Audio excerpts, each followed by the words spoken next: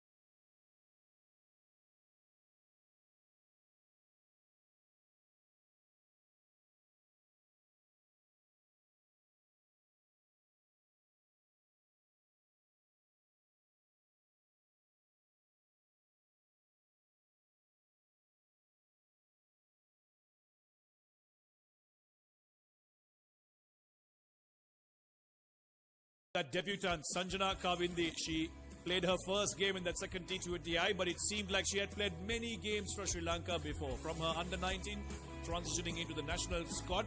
But look at how well she played, batting alongside Chamari Rajapaksa. She played beautiful strokes all around the park and took the attack to the bowlers.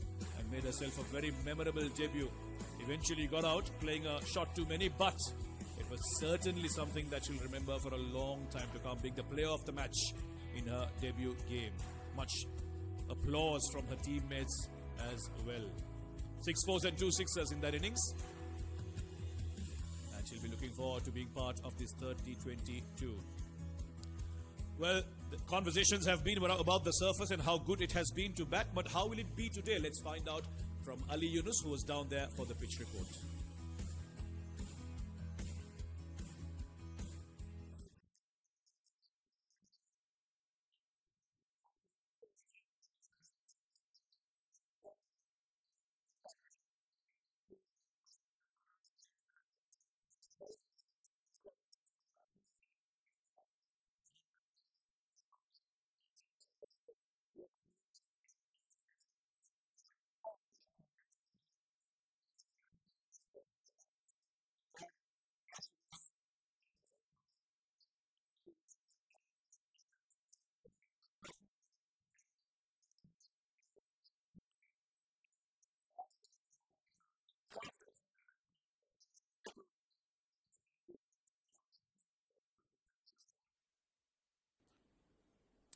Yeah, as expected, the report from Ali Yunus, teams have enjoyed batting second on this track, and that's the advice from Ali Yunus. But what will the teams decide to do? The toss for the third T20, Neil Ojha was down there with the two captains.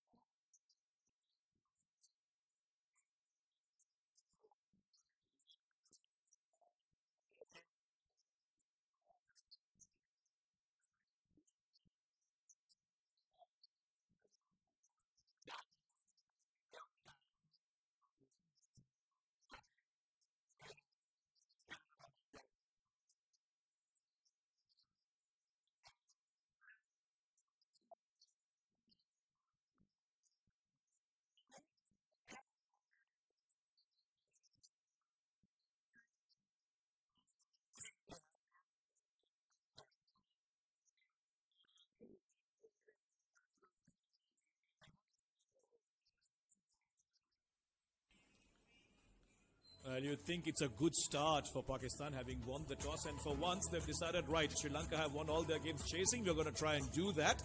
And this is how they line up. Rajiv Avirasinghe joins me for this first half of the game. Sri Lanka women, couple of changes in there, Rajiv. Yeah, 3 changes. Malki Madara gets an opportunity, and Nimesha Mipage also, and Kaushini, the wicket keeper. She was involved in the T20 World Cup. And 2 changes for Pakistan as well. Najia Alvi gets an opportunity, and Tuba Hassan. So it's a great test, just like Chamari mentioned, that they wanted to bat first because they've been chasing throughout, and this is the opportunity also for the batters to step up while posters score, and also the spinners, all the bowlers of Sri Lanka 11 to defend the score what they are gonna get while batting first. Yeah, you'd say it was a good toss for Chamari to lose, really, because as you said, they have been winning chasing. And here'll be an opportunity for their batters to set a total. They've been in good form though, Imesha. A brilliant century from her in the first T20. 403 runs, a good healthy average of 31 in a T20. Already 100 in just 19 games. And that strike rate once again. Batting alongside Chamari Athapattu. You've got to try and be at least close to what she does in the start. But here's the superstar, the queen of Sri Lankan cricket. 4,000 plus T20 runs, 14 50s and 4 centuries. Distinguished and absolutely brilliant. One of the fiercest strikers of the cricket ball in the women's game. So interesting from Munibali, introducing spin into the attack earlier on in the first over. Ume Hani, she's been outstanding throughout this one-day format and also the T20 series here in Sri Lanka. It's a very good economy, but the numbers doesn't show much. She is far more better than the numbers. So spin being introduced earlier on, not offering the ball come on to the bat. That's a great move from Munibali. Yeah, doing things differently. They would have had to. In a long discussion after that T20, the second T20 loss, where I really thought that some of the decisions with the bowlers and especially the fielding had a lot to be decided. Umehani picked up the wickets early on, especially of Chamari Athapattu, and they'll be hoping she provides the breakthrough. Here we go then. First ball is on the leg side. Imesha will flick this towards square leg, and first runs on the board for Sri Lanka. Yeah, I think it's a good test for Chamari as well, because she loves the ball coming on to the bat earlier on inside the power play, but now she needs to shift. She needs to shift and adjust on the spinners. So great move all in all from Pakistan to bring in, after winning the toss, bring in Umehani into the attack earlier on, not to offer Chamari with or give those freebies. Yeah, she really took to the fast bowlers in that second T20, 40 off just 15. It was Umehani, in fact, who got the wicket of Chamari Athapattu off the first ball that she bowled, trying to play a big slog. Found deep square leg now. Will Chamari look to attack her from ball 1? Slip in position, so attacking field set here for Chamari.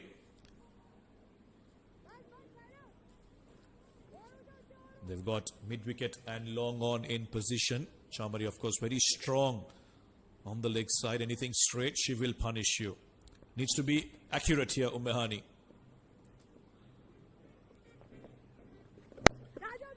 Watchful start. That's something she will do, Chamari, against spinners. I think good start from Umehani as well, with a deep mid-wicket and a long on being placed to bowl stump to stump. That's the ideal line that she'll be targeting to bowl at Chamari. Oh, beautiful. Lovely. Some turn and some bounce, and that should motivate Umehani and also cast a seed of doubt into the mind of Chamari Athapattu. Yeah, I think this is what Ali was mentioning in the pitch report, that there is some moisture on the surface. Grip and turn, sharp turn and bounce. This has been cut away, no protection down there.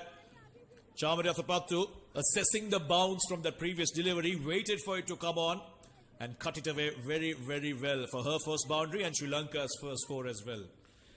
Yeah, zero margins of Chamari. See, there was a lot of width on it. Ample time for her to place that ball behind square. On the offside, gets her first boundary. Right now, do they make a change in the field? There is one change. It seems slip has come off immediately. Trying to strengthen that offside field. Well, she got turn and bounce. Yeah, there was a bit of width on that. Chamari cut it away, but I would like to see that slip still there.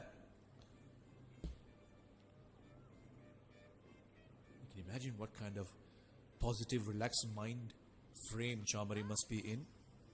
Players around her, batters around her batting well. Going for the sweep shot again. Fine leg is up in the circle. She will have to give it a chase, but it'll trickle along to the boundary. Back-to-back fours for Chamari Athapattu. Yeah, sweep shot. Played it very fine. Not the ideal length, not the ideal line for Chamari. There I see some glove or very fine. And Sri Lanka off to a fly with those two boundaries, I would say. Yeah, well, she strengthened her offside and then bowled a straight one. That's better. Nice and straight. Chamari watchful. She won't mind it. Couple of boundaries and 9 runs off the first over of Ummehani. 9 for none.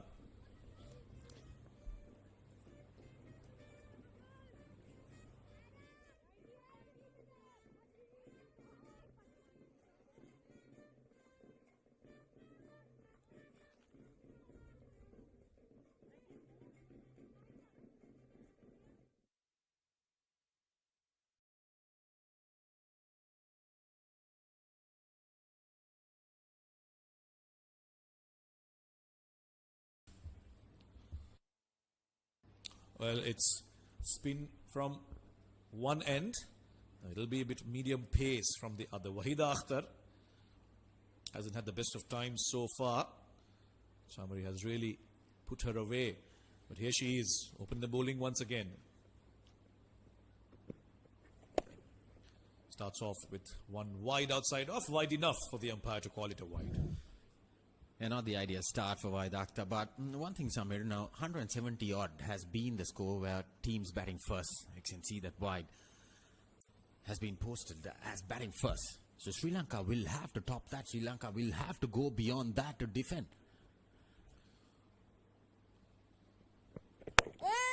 That's much better. Nice and straight. Bowl in line with the stumps is what the instructions will be. The one thing Pakistani opening bowlers have struggled is with control early on. Yes, there is a breeze, and with the new ball, they've really erred with their lines and lengths. Change in the keeping, of course. Muniba Ali was the one who was keeping in the first 2 T20s, but now Najiha Alawi, the more regular keeper, she's back in the team today.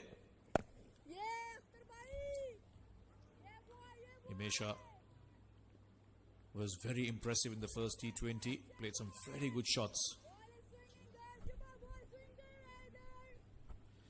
Yeah, given the opportunity in this T20 format, Najiha Alawi was the wicket keeper for Pakistan in the ODIs, mind you. She's playing her first T20 in the series so far. So both teams going with changes, Samir. I think it's a very good opportunity for the young cricketers as well. Bit of width, cut away, past the fielder.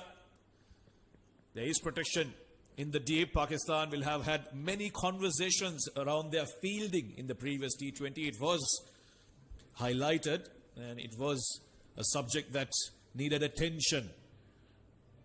I'm sure Wahab Riaz and team must have given them a lot to learn from. And they'll need a better effort today if they are to make an impact in this game. Especially in T20 white ball cricket, fielding is very, very crucial, and it's very important to hold on to those catches and save those boundaries, maybe run outs. So those are very critical when it comes to white ball cricket. So back offside field, but no protection in the ropes for Chamari. Both fielders on the leg side are deep square again, long on. Yeah, she'll respect the good balls. That's for sure. Wahida Akhtar so far so good. Just that one wide, but otherwise she's been pretty accurate. And I think that's what you need on a track like this. You won't find too much as a fast bowler, but you've got to be disciplined, got to be patient. Keep it up there, hit the right lines, and eventually you will be rewarded. And the best chance of picking up a wicket is early on inside the power play. Shuffles across, goes behind fine. Didn't look to hit it too hard. She placed it and placed it well enough to find one more boundary, Chamari Athapattu. Yeah, pulled off her hips there. Short on the leg side, poor delivery. If she bowls in line with the stumps, she'll be respected. But anything, if there's width, look at that. through that fine leg field. Yeah, brilliant. She's off to 12 now with 3 boundaries. I will say this too often, but again, someone like Chamari and on a surface like this, margins for error, minimum. Asking the question, maybe doing too much down the leg side. And that'll be the end of over number 2. 15 for none.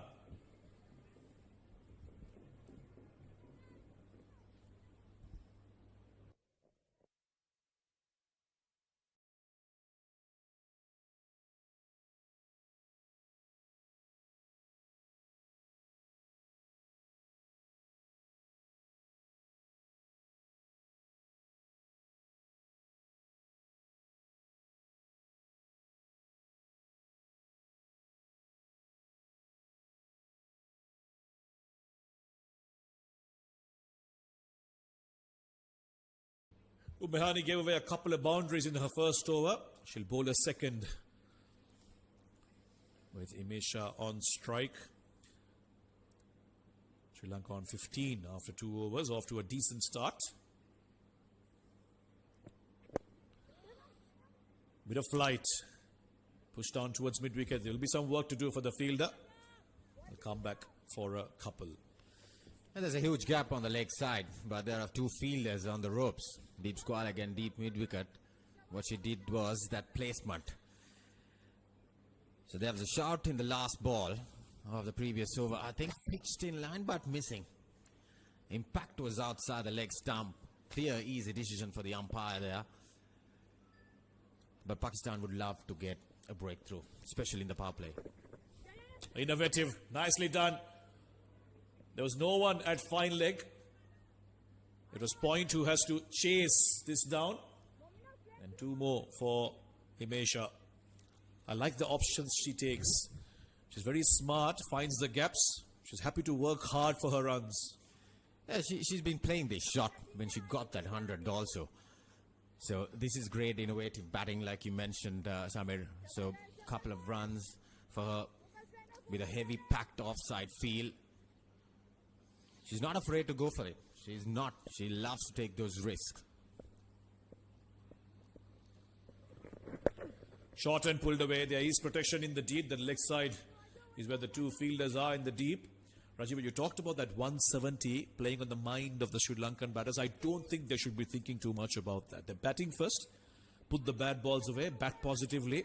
Put up whatever you feel is the best as you bat along. They shouldn't be thinking so far ahead, right? Where are you at 5 overs and then reassess every few overs and see where it gets you. I think it's more important after that power play, the consolidation period, the 8 overs from 6 to after 6 overs until the 14th. That's where good delivery. That's where Sri Lanka has dominated in the run chase. So now when they're batting first, it's a good test for the middle order or the top order. Jamie Siddons, the head coach, must be a pleased man with Sri Lanka's performances so far.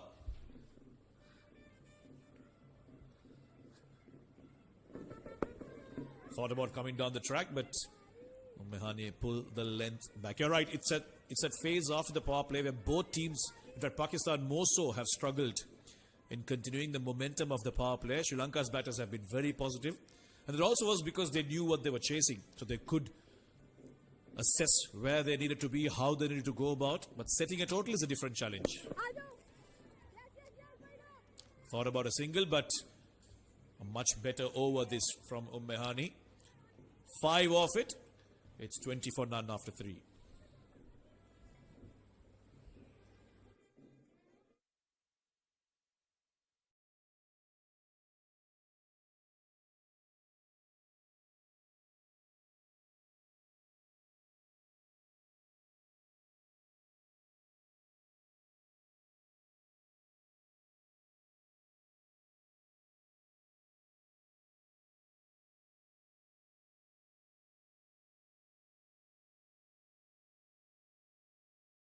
Not the same kind of start they had Sri Lanka in the second T20, but still haven't lost a wicket. Being watchful, these two. To Pakistan's credit, they haven't bowled too many bad deliveries as well. Wahida Akhtar gets her second over. Nicely driven, but straight to the fielder. Himesha, I'll tell you what, the shots she plays looks brilliant. Yeah, she's middling after that 100. Got the opportunity in the previous game. Didn't conquer much. But it's another opportunity for Himesha. You see, that was right off the middle.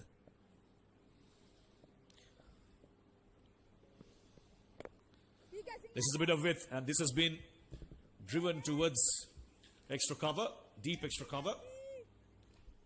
Get the single, which brings Chamari to strike. Now Wahida will have to be disciplined. She bowled well in the first over to Chamari. We'll have to continue the good work. I think Pakistan going into the plans, bowling to the field setup, what they have been targeting to restrict Sri Lanka as much as they can inside the power play.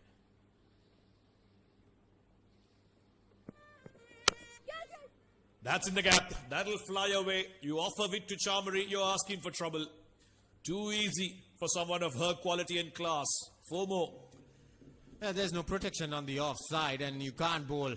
You can't bowl that line to Chamari. It was played uppishly into that gap, but there's no protection.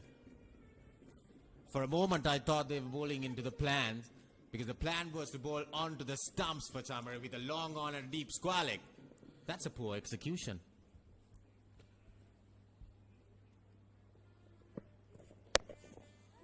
This one's been pulled away. Should be cut off. That's the field that has been set up for her. Deep square leg and long on. So she can err in length if she wants to. But the line needs to be accurate. It has to be in line with the stumps. Yeah, I think that is what I think bowlers should realize on this surface. I would say both teams. You can't give width. You need to be in line with the stumps. Maybe the batter taking the risk. Yes, doesn't matter. But you keep the ball in line with the stumps. Flick towards deep square. Another single. Yeah, it hasn't been a very big start this from Sri Lanka. But they won't mind as long as they have wickets in hand. They've got batters in form to come. These two certainly capable of upping the scoring rate. We've seen fireworks from both of them. He's been busy this week, coming into the Dambulla Stadium, dancing away, celebrating Sri Lanka's success. Oh dear, too much width, but another drop catch from Pakistani fielders. This was a big opportunity to get rid of Chamari Atapattu. But she'll live to see another day. 4 overs done, 27 for none.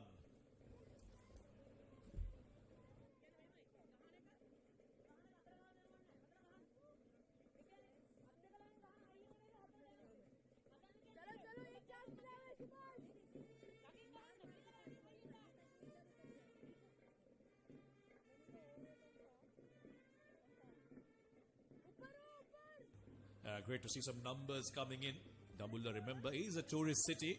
Quite a few people coming in the summer of 2026 right now. So quite a few tourists in and around the area. Good to see them interested in the cricket and coming in to watch as Sri Lanka and Pakistan take each other on in this third T20. Yeah, meanwhile, Mahinda into the attack. She's been very good, keeping in a very good area, especially inside the power play. Mahinda, the left-arm orthodox spinner, bowling from the com-box end. Pakistan making the first change in their bowling lineup. That could be an interesting shout, but may have seemed that Himesha got her foot outside the off stump. Yeah, interesting sound, interesting appeal there. Pitched in line. Oh, could have been very close, I'll tell you what. That's a good shout.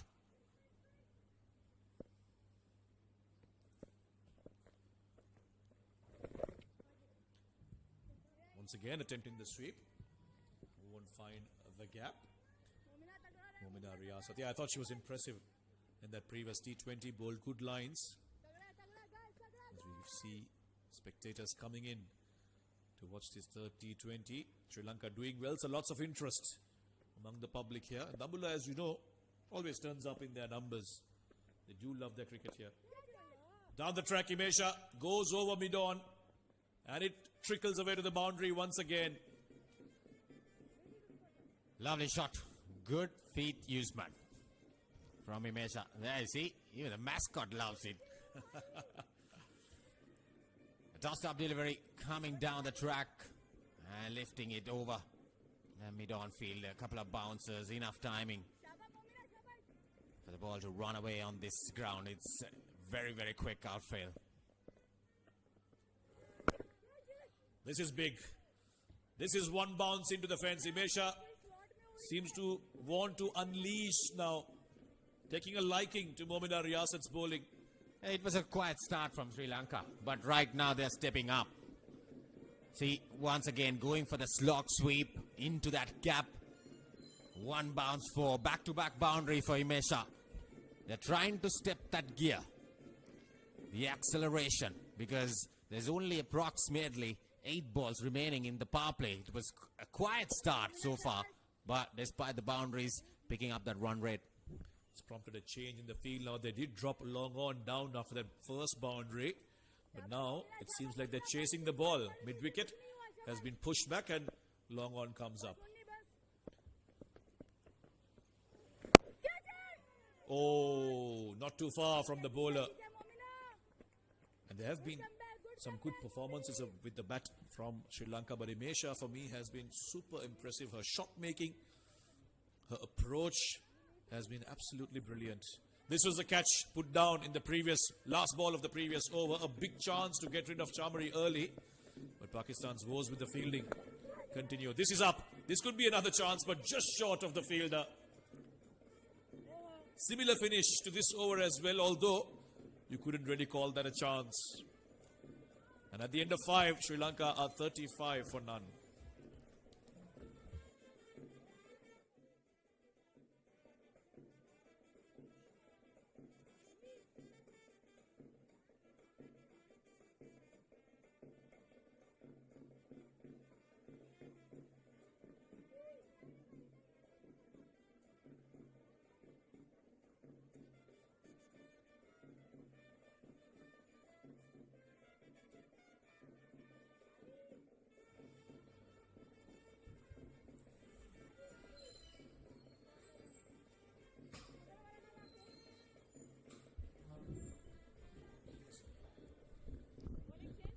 $35 for none after 5.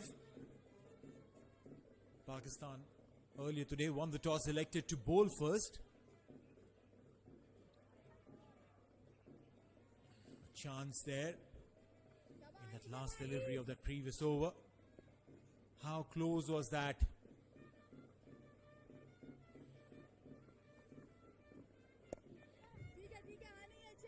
To have a conversation on the fielding lapses and chances through the series, I have been joined by Ali Yunus. Good morning, Ali. A very good morning to you too, Neil. A pretty disappointment as far as Pakistan's fielding is concerned. One catch already down, and that too of Chamari Atapatu. Shafal Zulfikar dropping her at third, short third. And if you keep on giving opportunities to players like Chamari, then you're way behind in the game anyways. And gone! Foxed her, invited her to use the feet and come down the track. And Omehani strikes.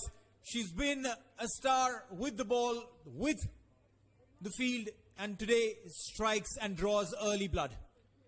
Yeah, undoubtedly, she has been the best player for Pakistan. You want her as a fielder, she'll deliver.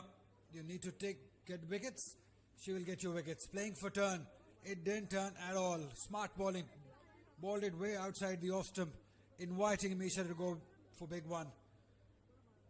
She'll go back, stumped by Muniba. 17 runs she scored off 17. In fact, she was stumped by Najia.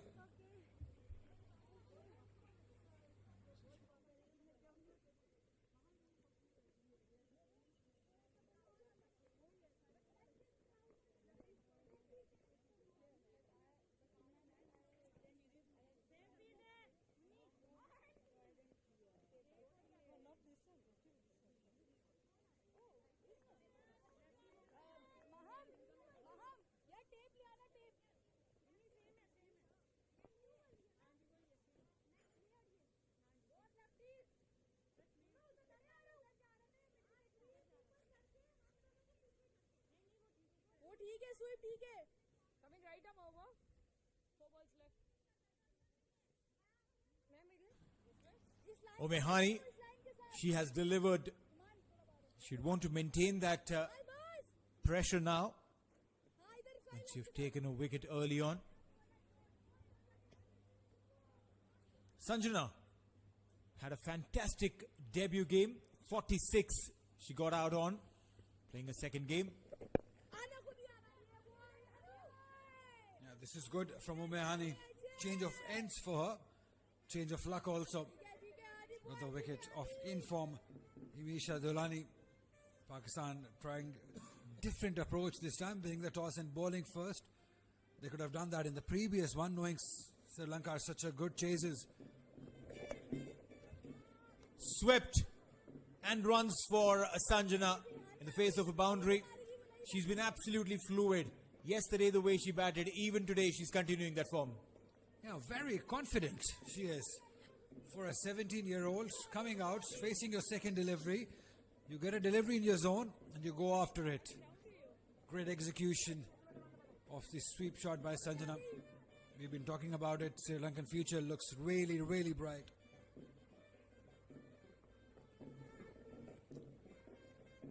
Well, indeed, the way these youngsters have shown up, Imesha, Sanjana, also some of those senior statesmen, Harshita,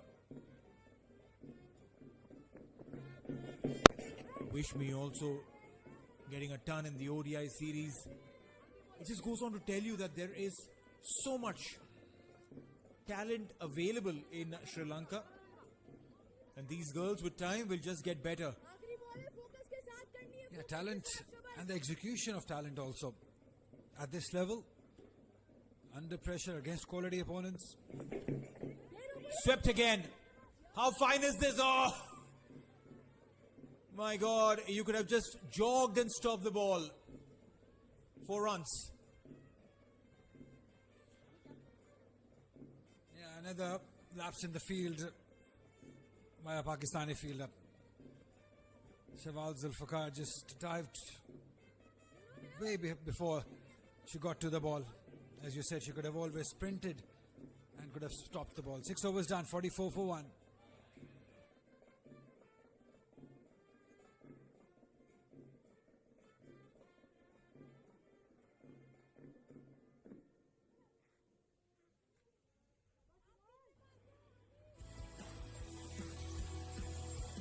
Alright, so this is how the power play has been. Omehani opening the bowling attack, and runs came in from the willow of Chamaria Tapatu. Till this happened, realistic chance. Imesha also showing her skills till she was stumped.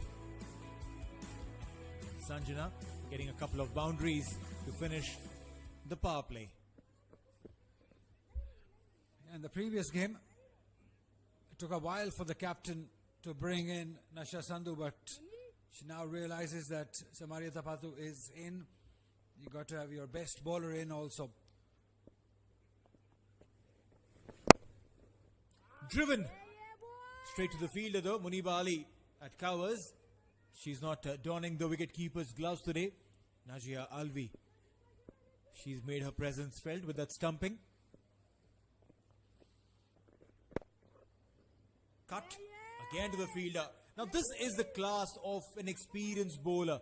Bowling to the field, not giving extra width, not bowling it too short, making Chamari play. Now Chamari, if she has to find the gaps, she'll have to change the angles. Towards the mid-wicket. And again, straight to the fielder. Yeah, as long as Chamari stays in, there will always be threat of scoring big by Sri Lanka. She's had a quiet start. 18 ball 19. We expect Chamari to score those big runs early on, especially in the power play. She can be really, really devastating. But here she's taking her time. She's understanding it may not be the surface that she's used to it. Remember, she's batted second in the previous 2 games. That has helped that stroke making for Chamaria Tapatu. This is a new thing for her to be batting first in this series, setting a target.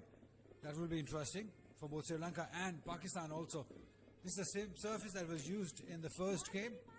There's a bit of grass on it, but that is just to hold that surface together.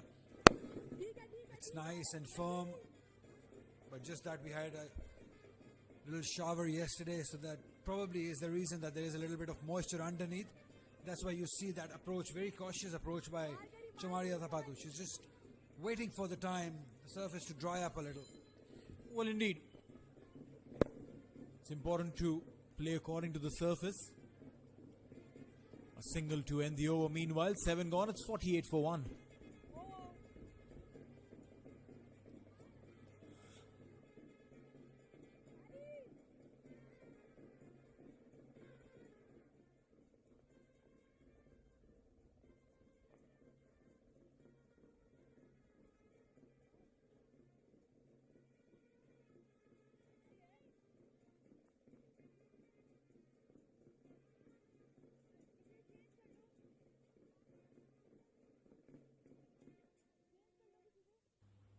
Seven overs gone, 48 for 1.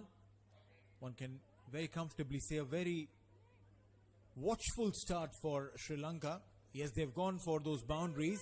Some of them have been extremely cheeky, but not the flamboyant start that we've seen of them. Omehani bowling her 4th on the trot. 3 overs, 23 for 1. Could have been a lot less expensive if there was some support with the field, but not to be so. Use of feet, aerially played. Is there a chance? No, Omehani ran herself, and if there was anyone in the field who would have taken that catch, it would have been Omehani herself. Yeah, now you understand why the captain is bowling her the 4th over, because she knows that there are 2 left-handers, especially Chamari Athapathu, if she can get her wicket. But this time it was Sanjana Kawinde just going for a big one. That intent from the youngster against Pakistan's best bowler, that shows you that she's got some talent.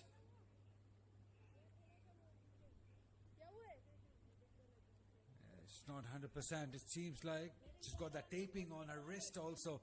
Omehani, physio running in to do a bit of repair work. And the tapes come off.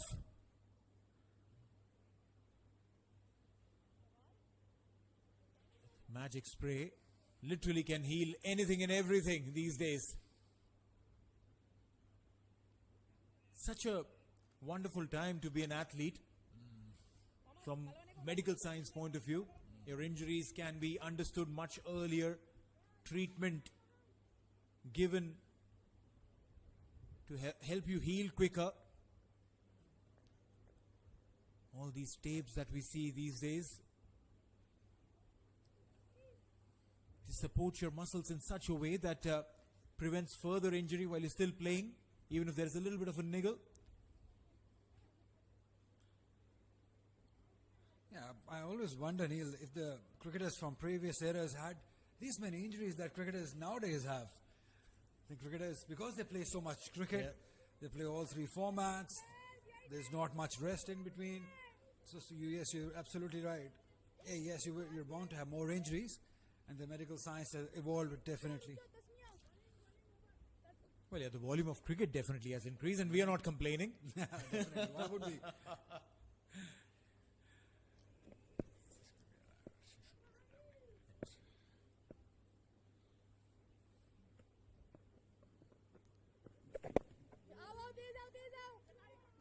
Single for Chamari. Chamari knows it. She absolutely knows it that Captain Muniba is bowling Hani's 4th over for a reason. She wants to get her wicket. So there is no need to be ultra aggressive. She can always catch up with her strike rate. In fact, she can go way beyond that. 50 for Pakistan in 7.2. For Sri Lanka, I beg your pardon. They're dealing in singles. And now this is exactly what a senior partner does to a young one. Goes on to tell her that, listen, don't try and be overtly aggressive. See her through. And I reckon Chamari has been communicating that to Sanjana.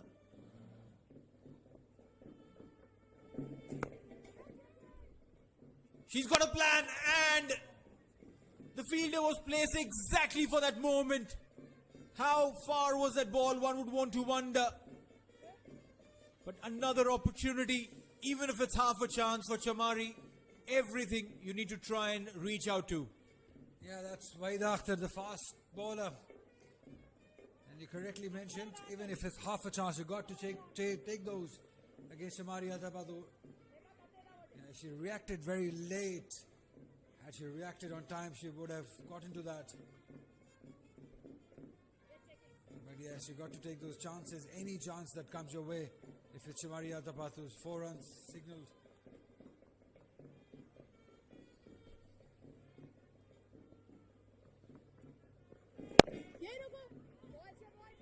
You got a boundary in the over. Now you can just push and nudge and finish the over.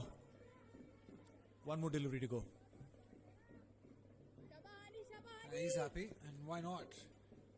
His team has done wonderfully well throughout the series, not just this series, but the one-day internationals also. Edge! Beautiful delivery there by Omehani. She finishes a beautiful spell of 4 overs, 30 runs conceded and 1 wicket. That potentially should have been 2 or 3. 8 gone, 55 for 1.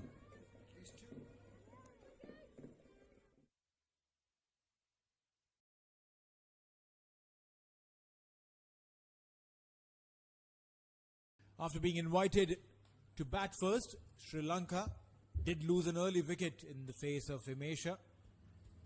Beautiful stumping by Najia on a very foxy delivery by Omehani. Chamari and Sanjana now trying to consolidate. 55 for 1 after 8.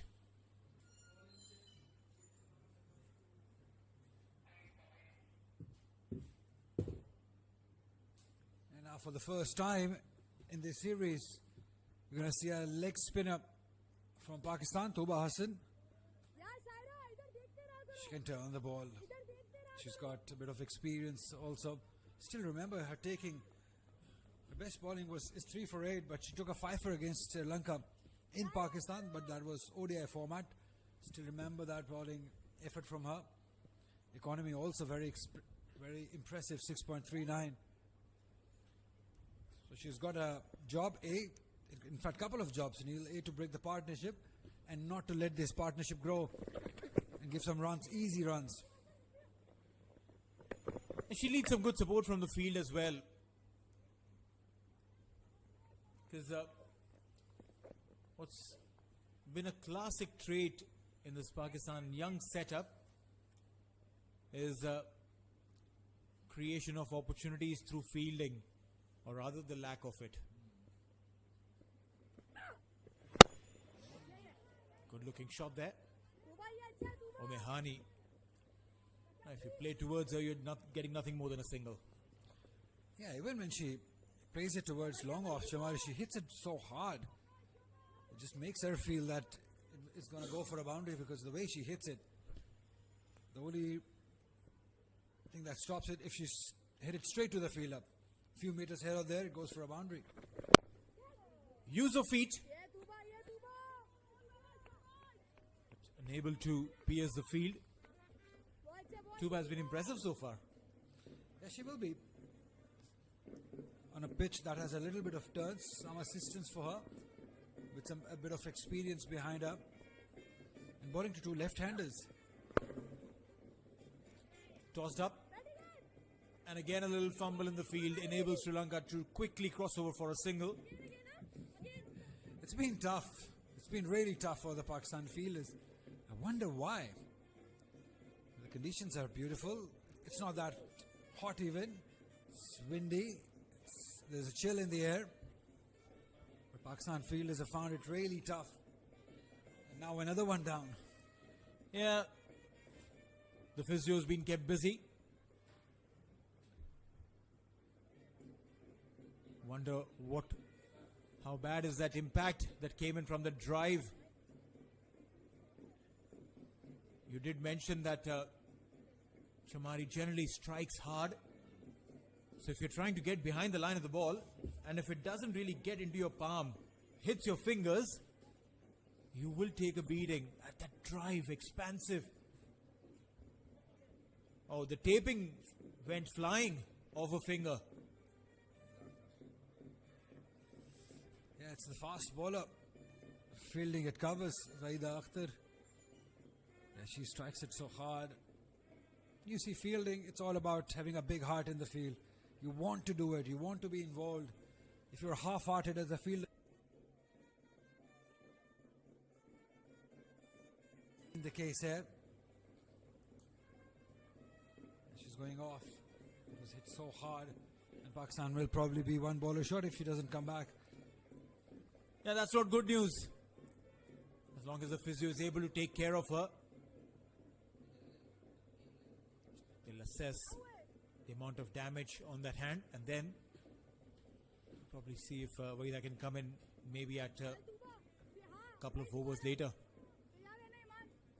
Meanwhile, Tuba, 4 singles so far. Aerially played. Is there an opportunity there? No, lands right between the 3 fielders, converging. Sanjana hasn't been able to time these shots perfectly. She's been using her feet. She's trying to swing the bat hard, but to no effect. And I think Jamari has been giving us some tips. Calm down, Sanjana, calm down. Yeah, it's mainly because Pakistan are giving no pace to her. They're bowling it slow. This one was a quicker one. It's been pulled, but straight to the fielder. 6 singles of Tuba's first over. 9 overs done, 61 for 1. Sri Lanka.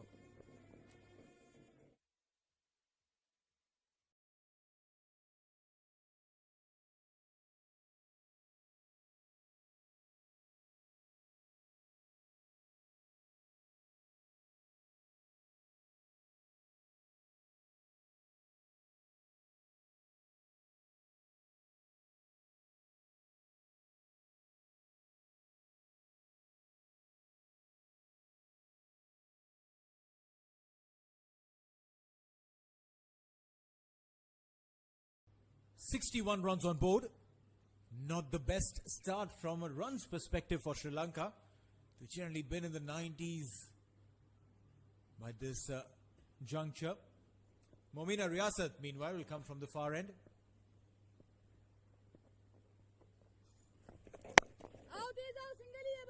Runs. They're dealing in singles so far, Sri Lanka. And you're right. You did mention that Pakistan has taken the pace off completely, which means the Sri Lankan batters will have to try and hit them hard, will try and have to not just get the connection right, but with some amount of power. And also some assistance from the surface also. We've seen a few deliveries grip. That's one way of dealing with that slow delivery. You just shuffle across and just flat bat it towards square leg. I wonder if Sri Lanka are able to get to 150 or 160, somewhere in between. How would Pakistan deal with the surface? As the pace you were talking about, again, she had a lot of time to shuffle across and play it towards square leg.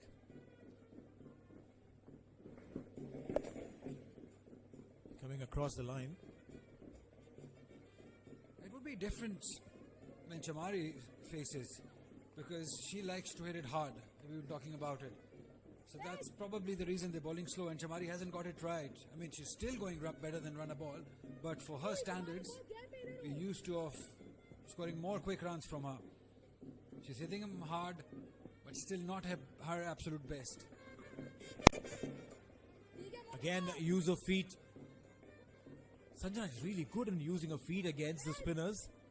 Coming down the track, and she reaches the length in time, which means she's spotting the ball really well. She's seeing how the ball has been coming out of the hand of the bowler, reading it really well. And I reckon it will have to be Sanjana to take the chance to try and go aggressive, while Chamari plays the sheet anchor's role.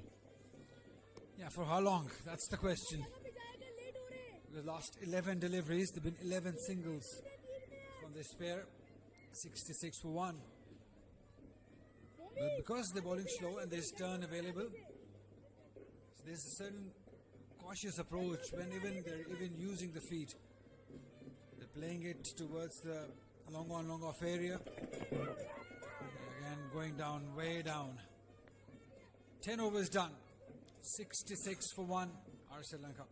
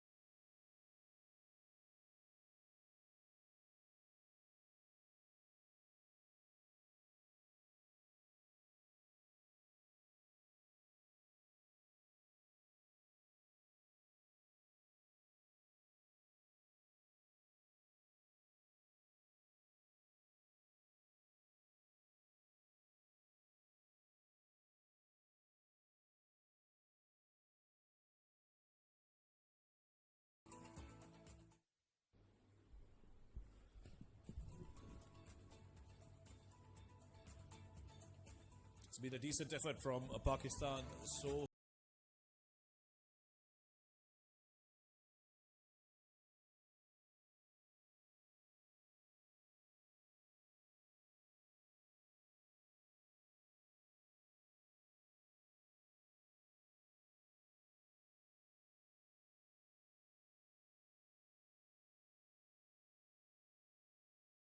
left. While the players have taken a quick drink, now Sri Lanka on 66 for 1. Chamari still out there going at almost a runner ball. Not her usual way of playing, but she'll know that it's time for her to pick things up as Sri Lanka look to set a total that will be competitive. Tuba Hassan playing the game today for Pakistan. 6 runs in her first over, bit of wrist spin from her. Chamari goes to the back foot, down to square leg for a single. Rajiva, they have to step things up now. Yeah, I think one will have to go for it for Sri Lanka. One of these two batters. Because if they manage to get 9-10 runs, still they will end up 150, 160. Is that going to be enough? That's the question mark. Looking to make room there, Sanjana Kawindi. She's looked to play her shots, hasn't been too successful. There were a couple of deliveries that went up in the air. Lucky for her, they didn't really go to the fielder, but it seems she's been given that role of being the aggressor. Yeah, indeed.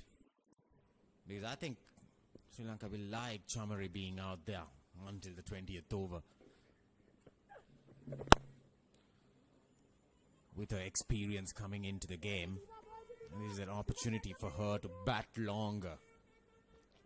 She's been striking well in the previous T20s, got off in the power play. She got the starts but couldn't continue.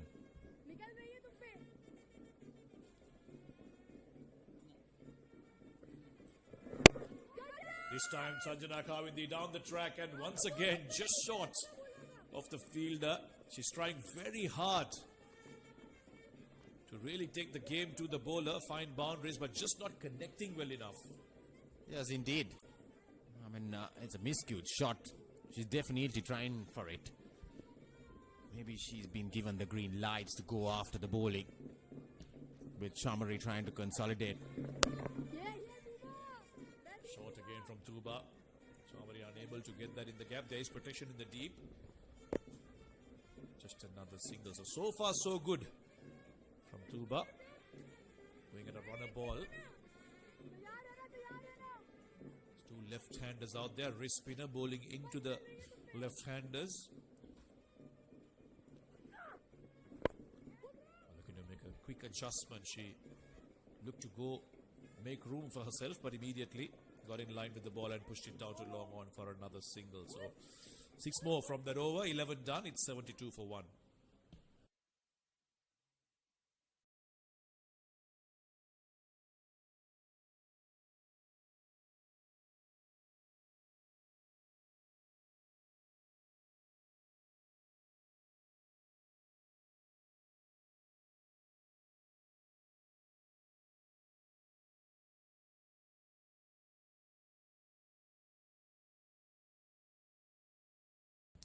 $72 for 1. 9 overs to go in this inning. Sanjana and Chambari, the two left-handers, putting together a partnership here after the loss of Imesha. Momina Riyasat, left arm spin to continue. Down the track again from Sanjana, and this time, eventually, she'll find the fielder. She was trying and trying, just wasn't connecting, and here too, didn't make a good enough connection and found the fielder. This is good stuff from Pakistan. Building pressure, bowling in right areas. He was opted to go for it. So he had to go for it. Easy catch for Tuba Hassan there. And Sanjana Kawindi will have to walk back slowly.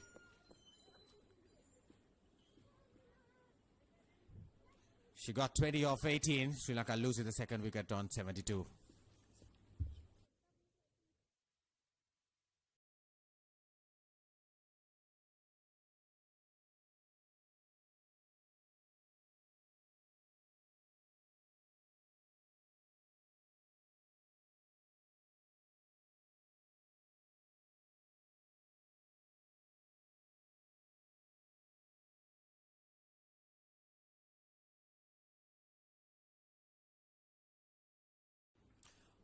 It's a left-hander being replaced by a left-hander. Harshita Samaravikrama, another girl in form for Sri Lanka. She's been among the runs, a lovely 100 in the ODIs, and in the previous T20 she made a 30 to see Sri Lanka through in that chase. And here she is joining her captain Shamari Atapattu. Two left-handers again. Momina provided the breakthrough. Pakistan have bowled much better lines today and have reaped the rewards so far.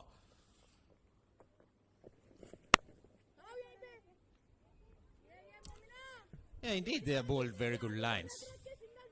See that pressure shot coming in from Sanjana Kawindi.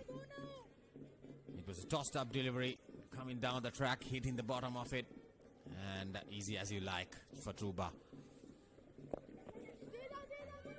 Taking no time, Harshita, to use her feet against the spinners. She does that extremely well, did that well in the ODIs and in the T20s, and she continues to use that as a ploy to bat against the spinners. It's a good test, I would say, for Sri Lanka with this situation coming in, how they will end up. Because they've been chasing throughout and winning games for Sri Lanka. Now posting a score. This is huge.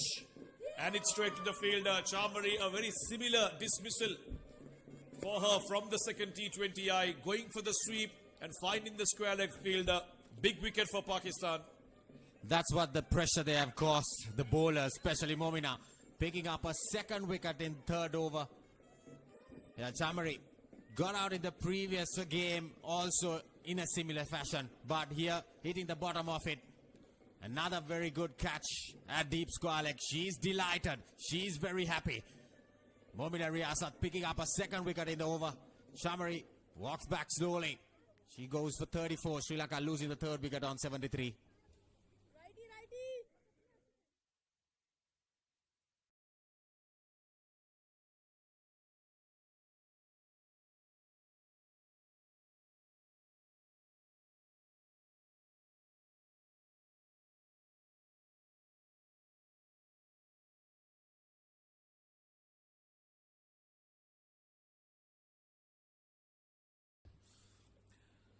Couple of quick wickets here for Pakistan. Kavisha Dilhari comes out to bat to join Harshita. These two have been finishing games for Sri Lanka, but a different challenge here for them now. It's about setting up a competitive total, a good total on what has been a good track to chase things down. But what an inspiring spell this from Mahinda Riyasat. A couple of wickets, getting rid of two set batters. And now she gets to bowl to a new batter and an opportunity for Pakistan to squeeze even further. Immediately using her feet, looking to get off the mark, but a brilliant bit of fielding. Now that's what they need, Pakistan. Yeah, that's the once energy. again. That's the energy. A catch and some good fielding can cause those things. This is Shamari getting out at deep square leg once again for the second time in this series. And there you see Mahinda Riyasat getting that grip. Confidence is building on her. 2 wickets in her third over, 12 done, 73 for 3.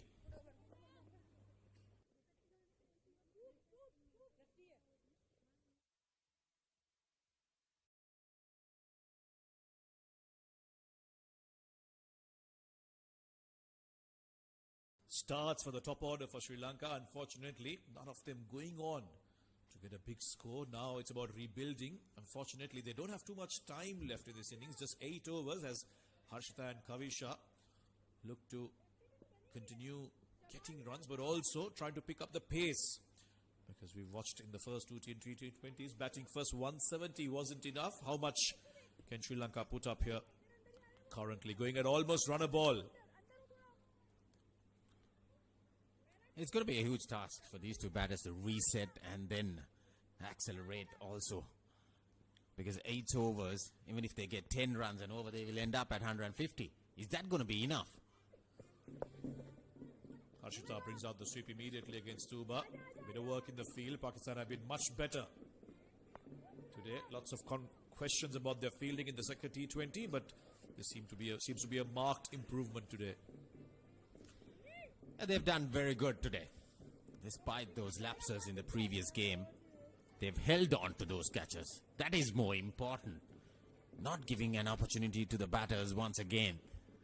Because those drop catches really affected them in that run chase of Sri Lanka to defend the score.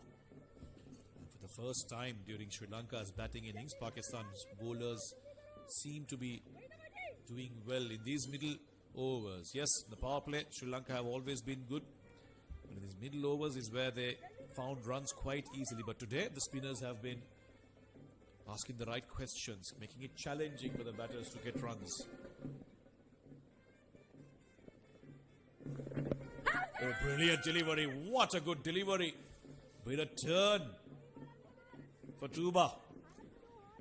Yeah, really surprising that for Kavisha Dilhari. Look at that, pitched in line on the leg stump. Yes, the height factor. But good shout. Very good delivery from Tuba. Kavisha, the batter, would have seen that. One way to counter that turn is to play a sweep shot. Again, good bit of fielding in the deep. They'll come back for the 2. Kavisha will be looking at that and saying, right, maybe we don't need a 170 here. There's a bit of grip, there's a bit of turn. And maybe 150 might just be enough. I agree with you. There's a lot of turn. But when the day goes by, it gets better and better. That's another test for the spinners of Sri Lanka. What if they score that the batters make? You'll have to defend. But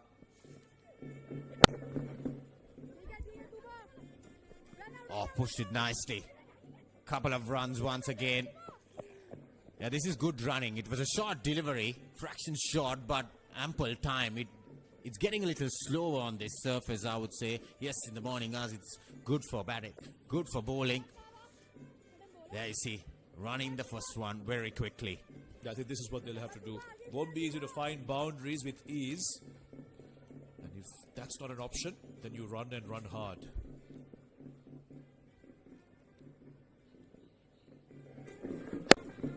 Short again, but can't capitalize. Well, she'd been keeping in the previous first two T20s, but now the skipper is at long on. Some visuals that the Hambantota lake out here next to our ground. That's where the breeze comes in. The comfort zone for the players out in the middle. Some lovely pictures from the drone. Not in complete control of that shot, but lucky enough that it was away from the fielder. Kavisha picks up a single to end the over. 6 off it once again. 13 done, 79 for 3.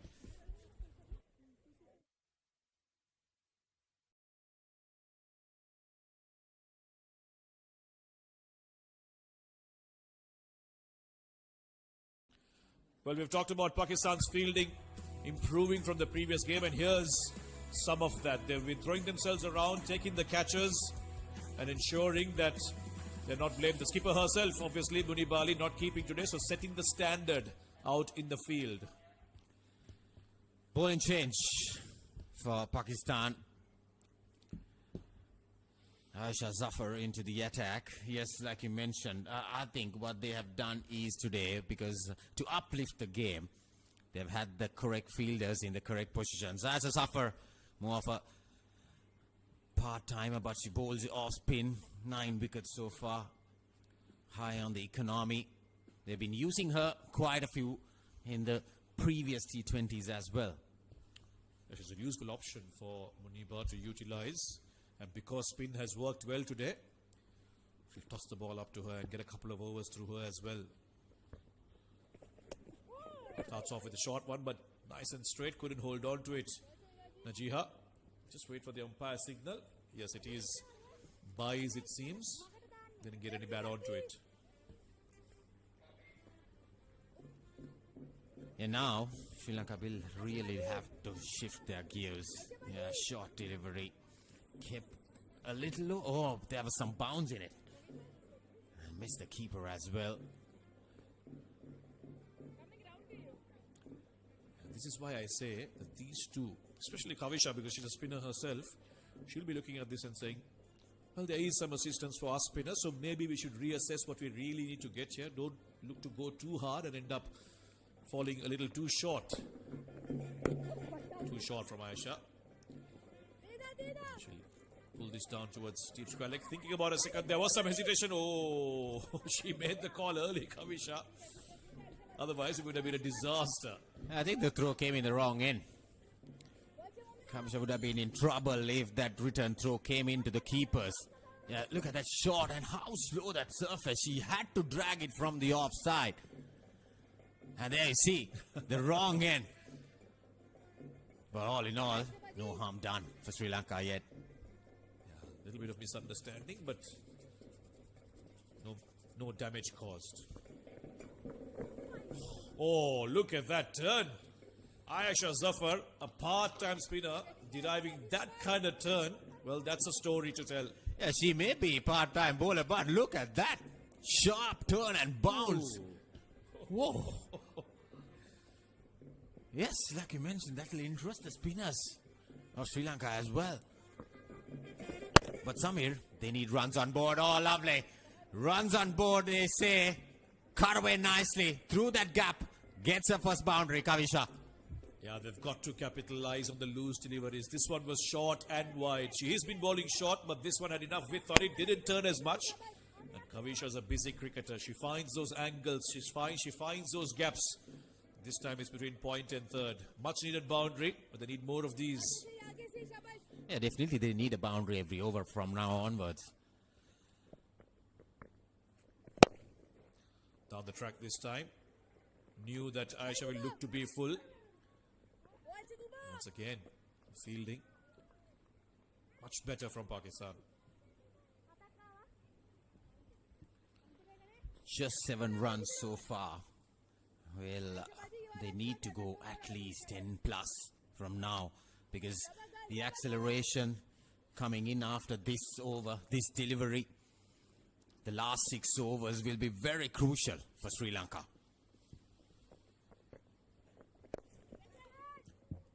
Oh, that's another one. Harshita Samaravikrama also looking for a boundary, can only go as far as the cover fielder. Another catch taken, another wicket down for Sri Lanka. Pakistani spinners have been brilliant today. Yeah, great stuff from Pakistan. Look at this. Pitched outside the off stump, trying to go inside out. Miscued shot. Easy one for Shawal. Had extra cover. Aisha Safar picks up her first wicket in the first over. Harshita Samaravikrama departs for 3. Sri Lanka losing the 4th wicket on 86.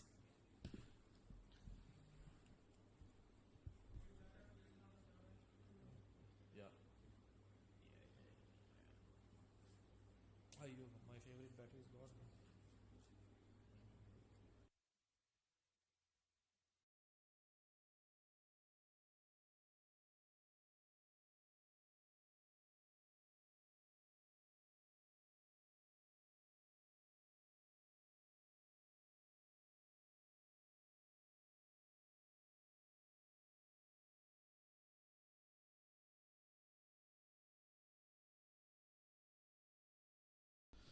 Trouble for Sri Lanka, who lost 4 wickets now for just 86.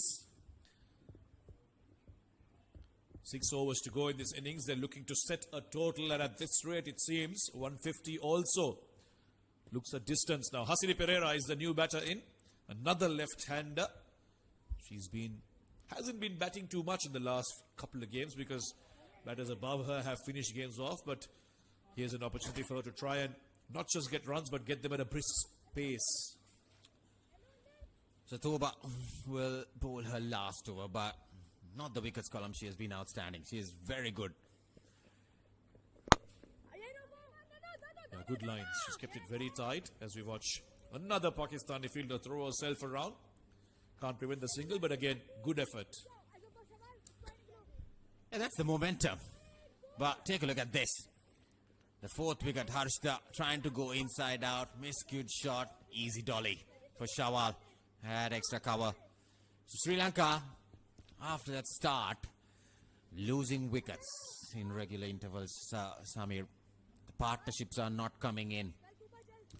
Well, they've come to see Sri Lanka do well, these girls. And a few more people than there were in the first 2 T20s.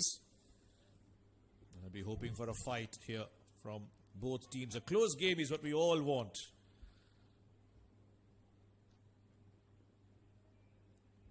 Right, Hasini on strike now for the first time. Oh, beaten for the turn. 2 bites, extracting some serious turn and bounce from this track. Like I mentioned, Samir, she has not picked up wickets, but she has bowled very good areas. Pumped the ball sharply. But bowling in line with the stumps really, really did well today. Toba coming into this game.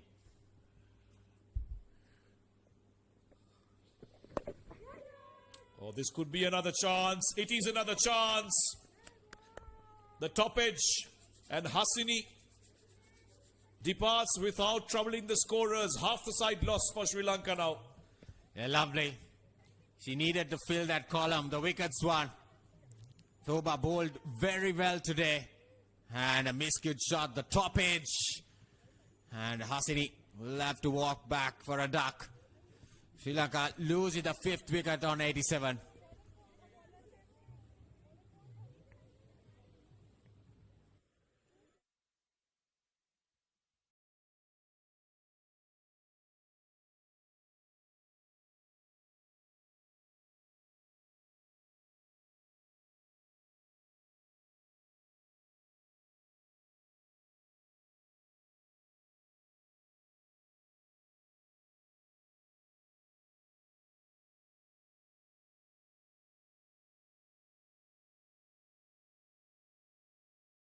Trying to keep his spirits high, the Lion, still moving about, but he knows inside of him that Sri Lanka are in a very difficult position right now.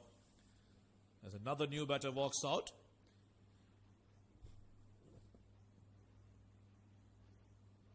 It's Kaushini Nutyangana, wicket keeper, who's been brought into this game. Samir, one thing, both teams scoring runs on the sweep shot throughout this series, but sweep shot has been troubleshoot for the batters. There has been a lot of miscued shots, ball going up in the air, because it's the surface. It's the surface that grips and bounds and turns. Yeah, you're right. The sweep shot sometimes can be your biggest release and also your biggest weakness, depending on how the surface is. You're right. There's bounce today, so it's found the top edge more often. Watchfully hit towards the leg side, a single to end what has been a brilliant spell from Tuba Hassan. 20 runs and just 1 wicket, but superb contribution from her in this game. 15 done. Sri Lanka are 88 for 5.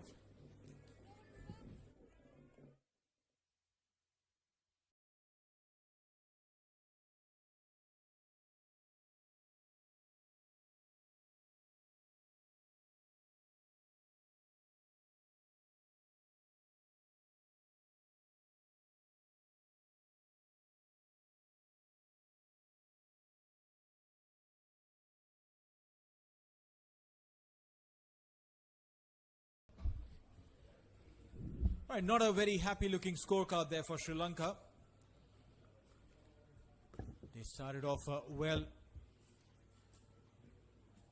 Himesha 17, Chamari 34, Sanjana 20. They all got starts, but couldn't really convert from there on. Credit where due, Pakistan has bowled really well and taken catches even better. 88 for 5 and 15.1. Last 5 overs. Nasha Sandhu will come into bowl.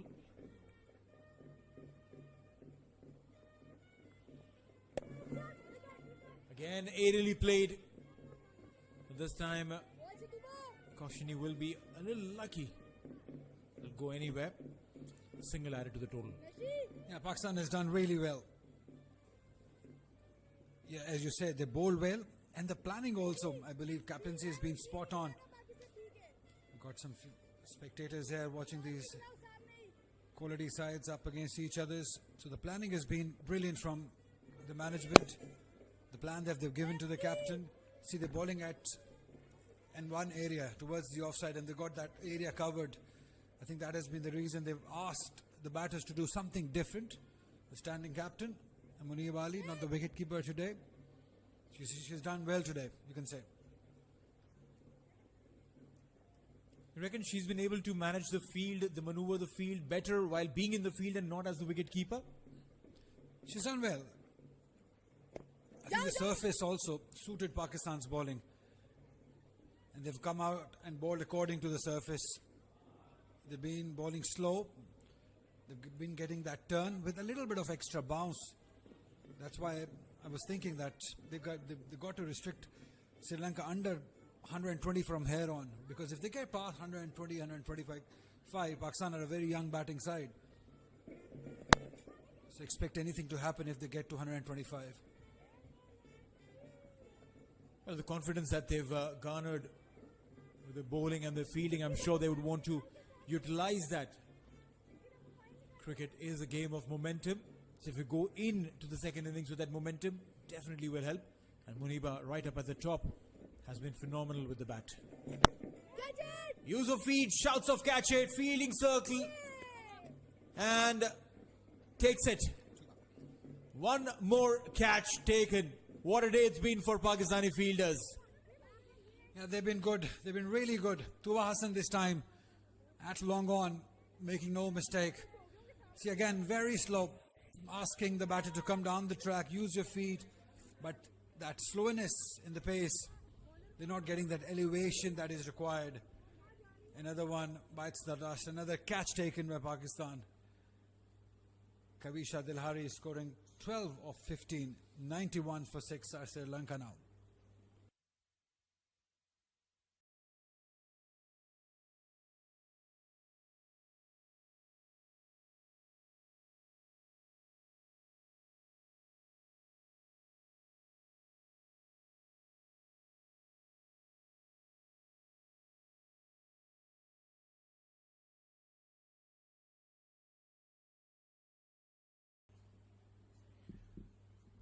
Oh, look at that combined flag there. Just tells you the series that's going on. Well done there. Brilliant, I would say. Support for both sides.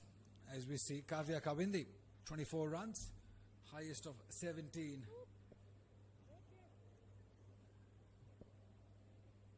That's why I've just loved being here in Sri Lanka. It's been, 2 weeks now almost, Neil? People have been very loving. More runs. Wherever we go, I mean, just love the way they've welcomed us. Before coming here, we were in Hambantota. Loved it there. Even here in Dambulla. Everyone, they've got a smile on their face. Well, indeed, the hospitality is phenomenal, and the nature of every single individual. Very welcoming, very loving. Beautiful country this, Sri Lanka. Almost makes us feel home away from home. Absolutely. Just loved it. And the weather on top of it. It's been very cloudy since morning. Since yesterday, when it's been brilliant. We had a walk around the town yesterday. Went around a few shops for shopping. It was good.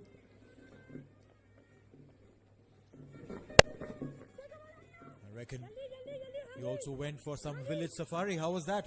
Yeah, it was amazing also. Going to the village safari. Just finding the traditions of Sri Lanka. How they make food. They showed us their own local dishes. Everything had coconut in it, and it's just so delicious that I cannot tell you. We were served with some king coconut yesterday. Absolute sweet nectar. Very good coconut water. Yeah. And then the fresh coconut inside was peeled off and served within that coconut shell itself. So amazing.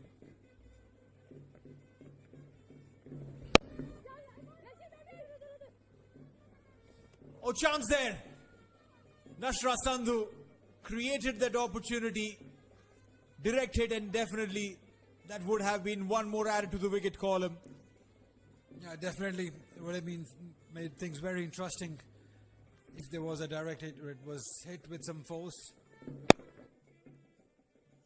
You see, the plan seems to be now just play out the overs, don't get bowled out in searching for those big runs. Maybe a change of plan from Sri Lanka. Try to get to 125, 30, 17 gone, 95 for 6.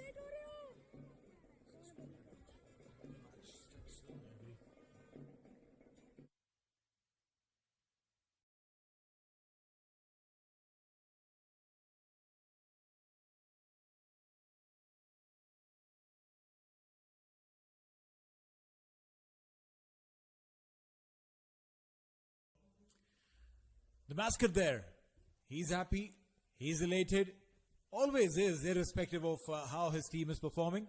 Brings in joy to everyone who's around him. I can tell you he probably has more pictures of his in everyone else's phones. Nashra Sandhu. Big shout of LBW. The batter was deep in a crease. And Vrinda Radhi with that big smile saying, come on, how can you ask for it? Yeah, it seemed like it pitched outside the leg stump. From there it turned. Let's have a look.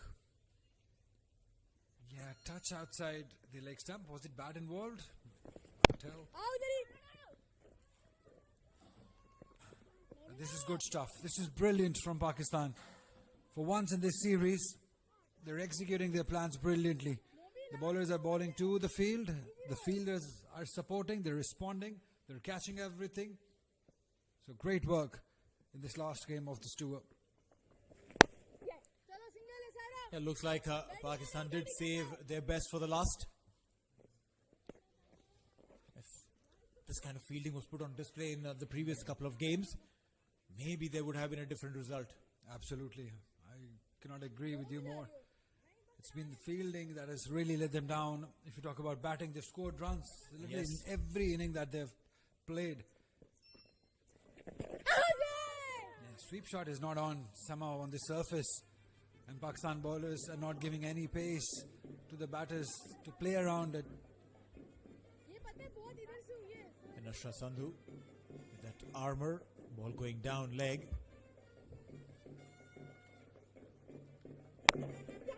Some wide outside off. Doggy goal है doggy. Just a single, keeping the Sri Lankan pair absolutely quiet. Look at those numbers there. Oh, we're talking about pictures. There you go. He's more of a celebrity here, isn't he?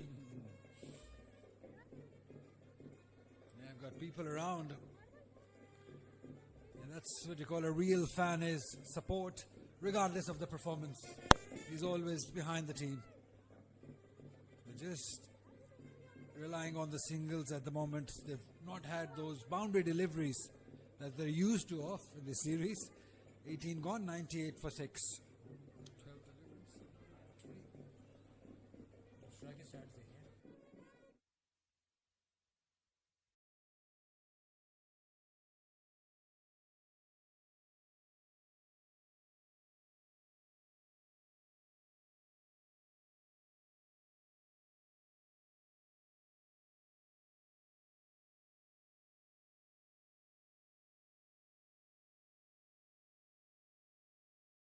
All right, so the bowling card there for Pakistan. Momina, 2 wickets, just 18 runs at economy of 4.5. Nashra Sandhu, 10 runs in her 3 overs. Now this is some of those numbers that they would be very, very pleased with. Yeah, to me, the pick of the bowler again has been Momina Riyasat. 2 for 18. She picked up those 2 important wickets in 1 over.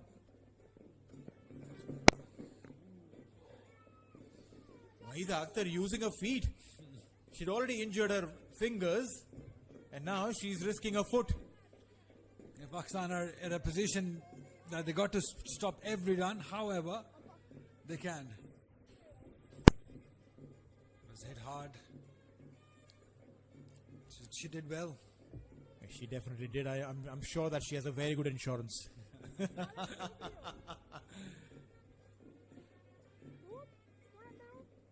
98 for 6, 18.1. They're looking for those gaps.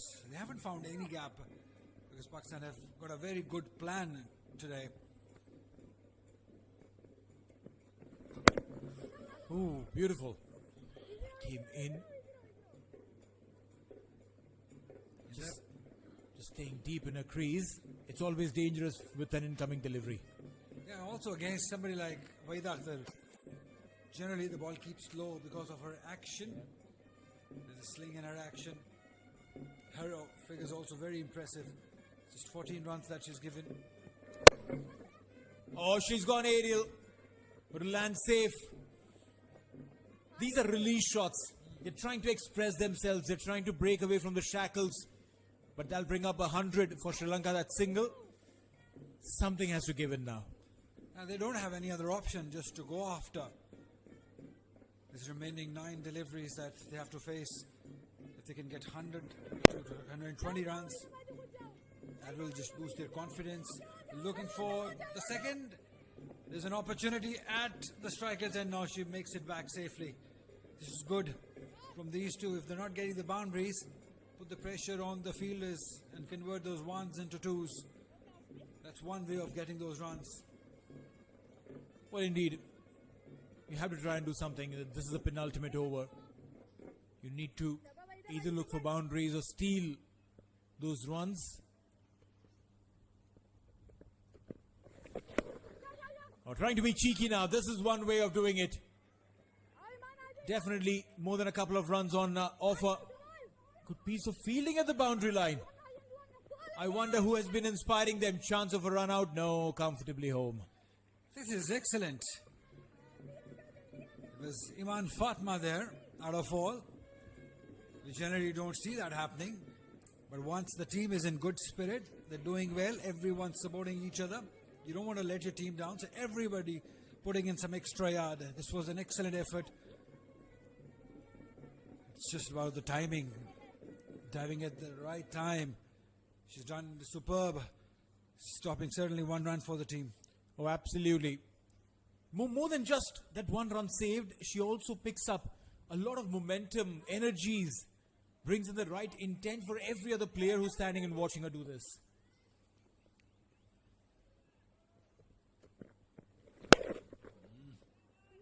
And this time, should this just be a single? Yes, it will be. Just a single to end the over. 19 gone, 106 for 6.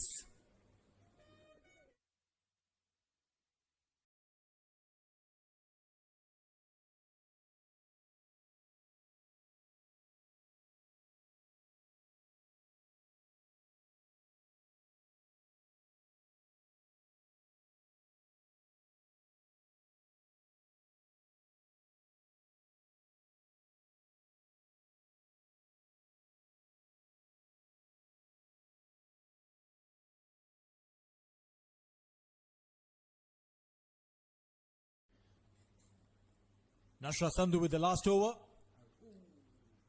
Again dropping just a wee bit short. I personally feel they should bring in the boundary riders maybe a couple of yards inside. You see, both of these batters haven't really been able to show that they have the power to clear the field. And plus, the bowler is also bowling slower through the air. This is in the gap. Another couple for sure, if not more.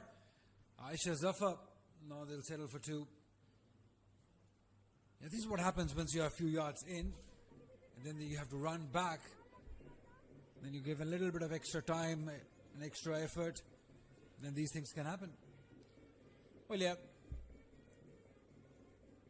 The pros and cons of an aggressive field set.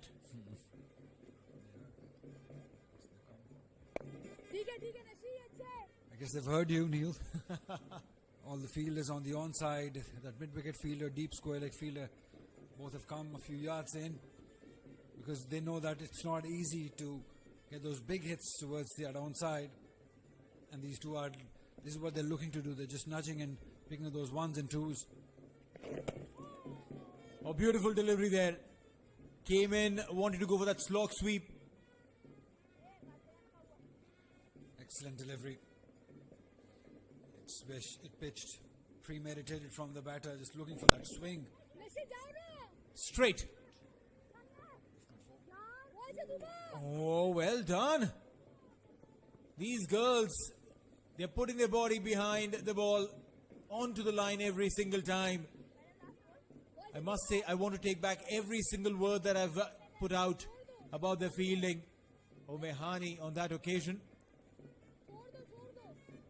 This is a different Pakistan team that we have seen in the previous 5 games now, 3 one-days and 2 T20Is. This is the best performance they have showed us as far as fielding is concerned. All right, trying to go big on that last delivery as well. Just a single to end it all. Nashra Sandhu finishes her spell and the innings with just 1 wicket to her. But 20 overs gone, Sri Lanka 113 for 6. She would be a happy captain. Definitely, she would be a happier captain going into this break. She's done really well. The plan has worked. The bowlers have supported. The fielders have also supported the bowling. I think that one change that they made in the playing 11, bringing in Tuba Hassan, an extra spinner as per the conditions. The surface suited the bowlers, and the bowlers bowled it slow, bowled it wide, bowled it according to the field. They must be very proud of this effort, especially in the field also. They've given nothing away. They've been brilliant in the ground fielding. Just 1 drop chance. Otherwise, they've taken every chance that has been given to them. Well, yeah, in fact, the body language of this unit also tells you the story, that they're happy with what they've done. They look like they are confident of chasing it down. And many a times this momentum helps you when you come back in the second innings. It always does. It's all about momentum. That's how the scorecard looks like. As you said earlier, few batters got the start, especially Shamari Adapatu, Sanjana. Kavish also got 12 runs, 17 for Ramesha, but they could not quite really convert it into a bigger one. Ideally, they wanted one of them to go and get a big score, but Pakistan bowlers Better come back, got those wickets on regular occasions, and that partnership in the end. Kaushini scoring 12 and Kavya scoring 10 of 12, just giving them a little bit of momentum. As far as the bowling card is concerned, literally everyone came to the party. Hani started splendidly. Yes, her economies tell you a different story, but what she delivered at the top was phenomenal. Wahida, Momina, Nashra, all of them coming in and celebrating every single moment with wickets, and Tuba was definitely a surprise package for me. I loved what she delivered today. 5 extras in all and 20 overs, conceding 113, picking 6 wickets. So this is how it all started. Chamaria Tapatu facing Umehani in a surprise start from the captain. Runs were coming in, and this chance where we felt that Pakistan would continue with that poor fielding that we've seen through the series. Umehani picking up Imesha, and then Chamaria Tapatu continued with young Sanjana. They were still trying hard. They were still using their feet, trying to unlock those big shots, but unfortunately for them, nothing came through. And then Chamaria Tapatu, after a patient knock, fell to the off break. Something that Pakistani bowlers have done really well. They've picked up wickets on regular occasions. They've not let that partnership build after Chamaria Tapatu went. Yes, there were a few chances given. They were taken in the boundary line, and Pakistan would be a happier side going into the break, as they need to chase 114 runs off 20 overs at 5 runs per over. That's coming your way right after the break.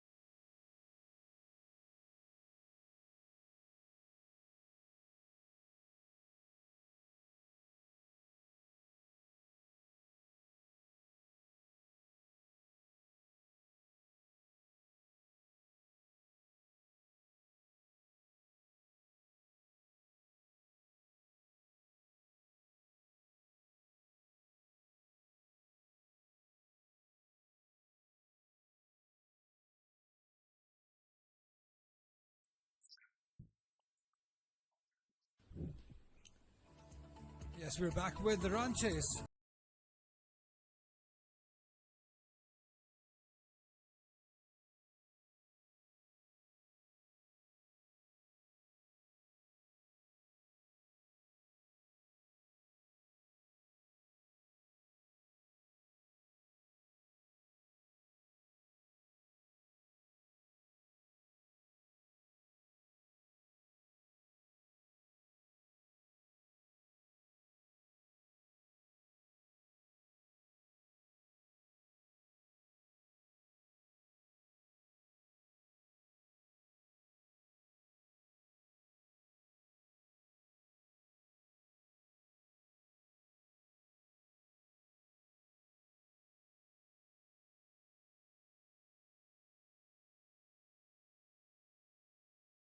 On how this opening pair for Pakistan go about, because they've been brilliant in this T20 series, both Muniba Ali and Shawal Zulfikar. Muniba lots of experience, 97 game, 1,799 runs, strike rate of 100, highest of 102, and her partner is very talented, Shawal Zulfikar. She's been among some runs, 244 runs, impressive strike rate of 104. Well, Chamari, as she always does, has taken matters into her own hands to start things off. Bowls a full quota in the 20-over format.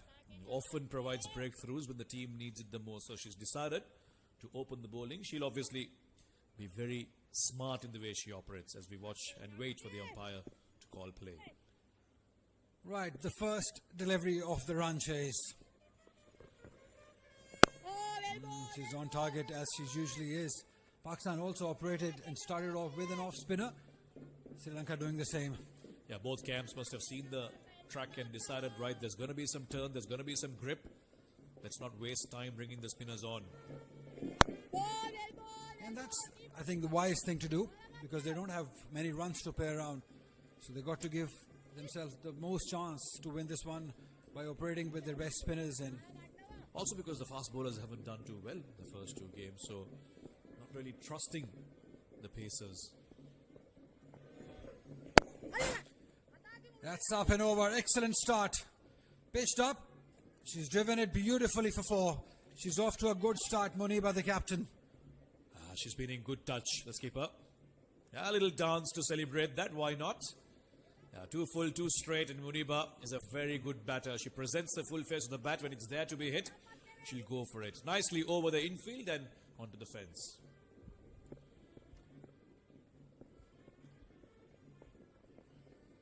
Yeah, nice and steady. The thing that goes in Pakistan's favour is that they're not chasing a huge target. Just 114 runs, so they can take a little bit of the time. Just get your eye in, get your feet moving. It will be very important. We've been talking about this importance of this opening partnership. Comes down the track, smacks it, but straight to the fielder.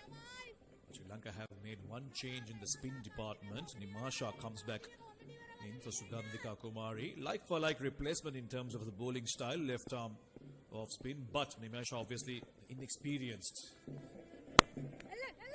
Little bit of width cut away, nicely cut off by the fielder. So just the boundary in the first over.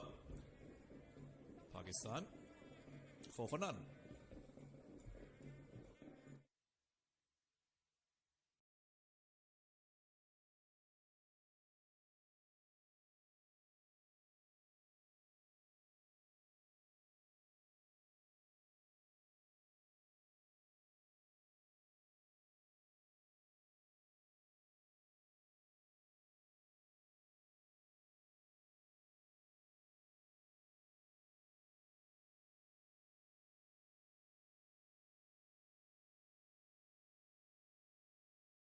And heritage in this city. You've been around yesterday. I saw the pictures. Yeah, we went on a drive on a break day. I'll talk a little bit more about that as we watch Malki Madara. Interesting this. Some medium pace Chamari going with. Thought it would be spin from the two ends, but she seems to be trusting Malki. She's obviously coming back into the side in place of Rashmika. Shawal has been in good touch as well. She's gotten the starts, but just haven't been able to get a big one. Today's a good opportunity. She can take her time because they're not chasing a big total here. And Interesting field setting everyone inside the circle on offside. He's got a deep square leg and deep mid wicket in place, so except the ball to be coming into the right hander. We've seen Shawal play some excellent cover drive, so they know that is where the field is set. And she'll have to be very accurate here. Can't be offering too much. Width has to be in line with the stumps. Protection in the deep on the leg side. Apesh, but in the gap. She's lucky enough to find the gap and find the boundary too. Just like Muniba, she's off to a start with the boundary. Yeah, they'll smile now.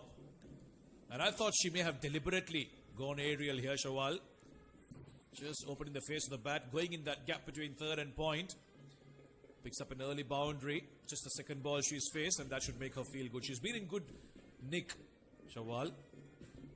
The team would have encouraged her to go on and bat through the 20 overs. Finish the game off. Some extra bounce. Some extra bounce. Got to be very careful. We've seen some extra bounce on the surface. And they should understand the importance of this partnership. Yeah, I don't mind that length from Malki, but she has to be careful. She's flirting with danger, offering so much with offside field, completely inside the circle. So anything up and over will run away to the boundary. She has to be a bit more closer to the batter and closer to the stumps. Yeah, the footwork again. Off the back foot punch just for one. Yeah, this is where it will be so important, that footwork. Yeah, they will look to use their feet, Pakistani batters. It doesn't seem to be coming on all that well. Another good bit of fielding effort. The fielding's really picked up, especially from Pakistan. Gone back, done some soul searching after that second T20. There must have been a lot of conversation about their fielding effort, and they've really turned things around today. Yeah, that's what good teams do. I mean, they come back, they understand, they realize where they went wrong. And Pakistan surely have done really well in this game, catching everything that came their way. Ground fielding was very impressive, and I believe the selection of the team was the most impressive part. Bringing in another spinner according to the conditions and the surface. They brought in Tuba Hassan in place of Tasmia Rabab, which was excellent move, and it paid off.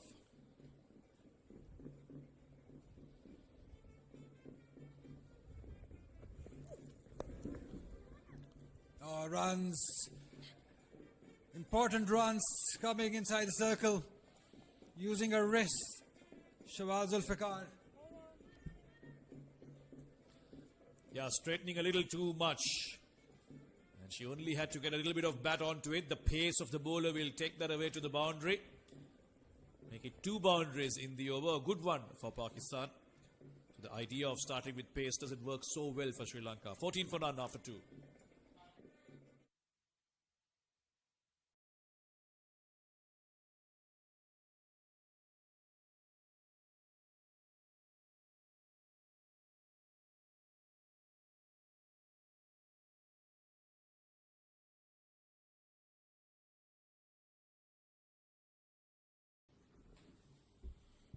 Well, it seems Chamari will bowl just 1 over. And immediately bringing on the left arm spinner. Muniba will not take any time in putting her away. It was nice and full. She's flicked it past mid-on for a boundary. Yeah, it will be a test for Sri Lankan bowlers. Which pace they ball at, which length they ball at. This was again too full. In her zone. This is where she likes it. She's got a great swing off the bat. Great timer of the ball she is. Finding the gap. Putting pressure straight away on Nimasha. 5 wickets a career. Left arm spin against the left hand batter will be a challenge for her. Muniba is in good touch as well. That's shorter. Little bit of width. Muniba will look to cut it away. Will find the fielder. Good start this from Pakistan so far. They've been finding boundaries. Sri Lanka will have to be very accurate with their bowling. There is some assistance for the spinners, but they have to be able to extract that assistance. And coming down the track, hitting it straight. This is beautiful batting. This is excellent from Muniba, putting pressure on Nimasha. Yes, they all love it. They all enjoying the stint from the captain. And I like it, Ali, that they're being aggressive. Yes, they know they're chasing less than run a ball, but the positive approach is good to see. They've been batting like this, and they've always got good starts. And because the score is low, they're not going into a shell. They're going for their shots, and that is very encouraging to see. And I believe that's the right thing to do. Looking for that runs every time, pushing it at the ball. Because if they can get this partnership, a good partnership early on, then it makes things easier for the batters to come. Pakistan are a relatively younger side, although they have Aisha Zafar, very experienced. Naji Albi been included. Good running, very good call, making it safely. Yeah, these two have been very impressive. They're running between the wickets, the boundary hitting. Throughout the series, they've started off very, very well. And Pakistan have always had good power plays. It's just the phase after that where they seem to be losing momentum throughout. This one was played with soft hands towards the leg side and a quick single.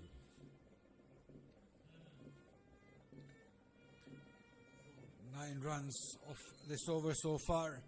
One delivery to go. 23 runs. Pakistan are off to a good start. Impressive start. Inside edge, inside edge. 3 done, 23 for none.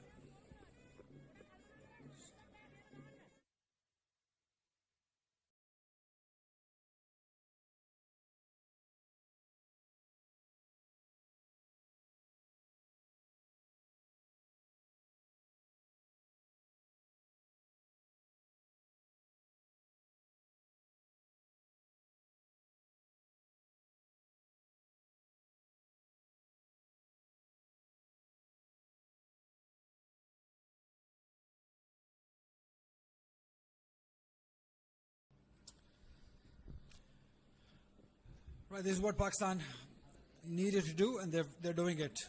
They needed to get to a good start. They've got that good start. Samaria Zapado making a few changes, and this is a good move, I believe.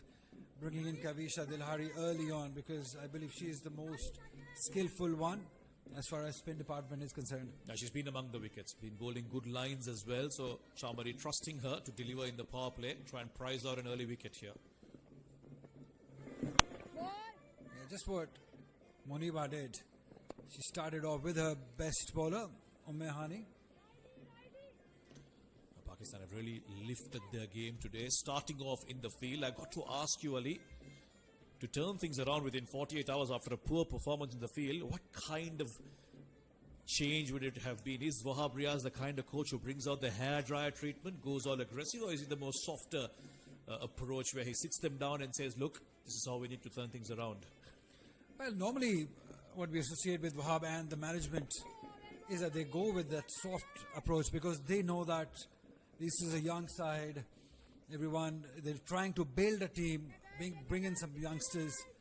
So they expect that don't expect too much from these youngsters. But still, the sort of approach they had in the previous game, I'm pretty much sure he was a very angry man. And it's not easy. Oh, up in the air, but in the gap again. Another boundary for Muniba. Boundaries are coming quite easily for Pakistan at the moment. Yeah, not the first time we've seen batters being deceived by the bounce by the spinners. This was cut away, but takes the top edge. Lucky for her, went in that gap. And Muniba picks up another boundary. And you're right about Wahab. He comes across as a very friendly character. But I'm sure he must be having his ways of working with these girls. Yeah, not just Wahab, but all the management. You see Umaid Asif, the bowling coach. There's Imran Farhat, who's a batting consultant. Abdul Rahman, the former international. Right there. Miss Aisha Asha, the manager. All of them. They're very helpful, very kind. They understand what is required. They know what these girls are capable of.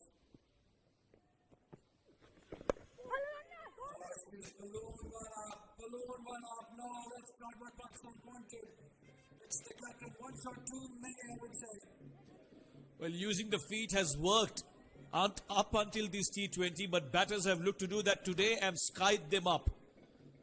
The first wicket goes down. The captain, who's in form, Muniba Ali, cannot make too many runs today. Sri Lanka needed an early wicket through Kavisha. They've got an early wicket. They've got the skipper. 19 of 16 for Muniba. It's 1 for 29.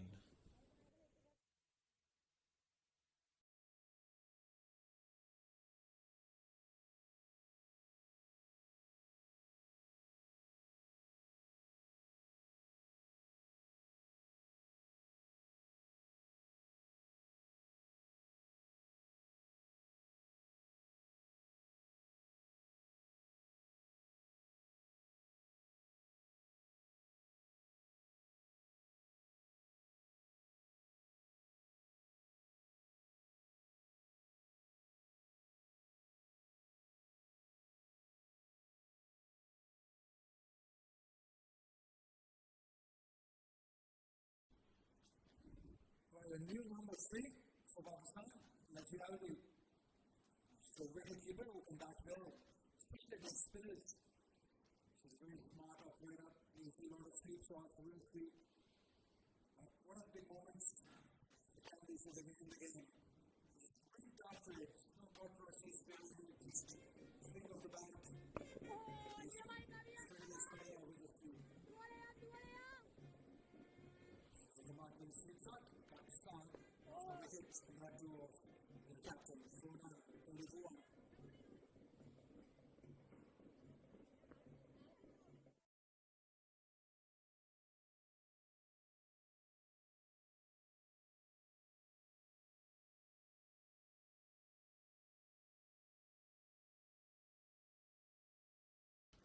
Muniba providing the start. 19 of 16 for her. Shawal is still out there. 114 is what they're chasing. The advantage Pakistan have is that they know what they're chasing. We've seen them set totals the first two T20s. They made 170 plus. Wasn't enough, but they'll feel like they have what it takes to chase this down. And another change in the bowling. So 1 over spells from everyone. Kavisha provided the wicket, and Chamari brings out her best bowler from the second T20, 17-year-old Chamudi Prabodha. It was very impressive. A couple of wickets, important wickets. Did not letting the batters flicker to one bowler because he has to make two quick changes, not making runs for the frame. That has to happen quickly. Yeah, how they'd love to get another wicket, especially that of Shawal. Bring two new batters out. Keep applying the pressure.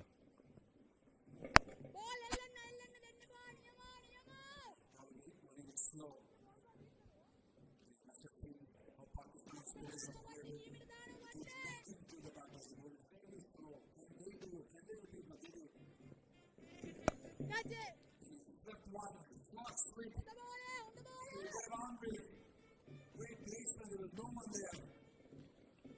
Shawal's good at that shot. We've seen her play this quite often in this series. Nicely gets under it.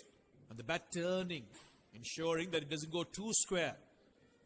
On towards mid-wicket, a few bounces into the fence. That should make her feel good. And pressure straight away on young Chamudi. And that has made a change in the field. Now the mid-wicket has gone deep and spread it. It's come inside the circle. Really good. Sensible from Shawal. 5 runs already. There's a change for Nachiha now, the field. That's what we'll have to see. Yes, it remains the same long on and mid-wicket in position.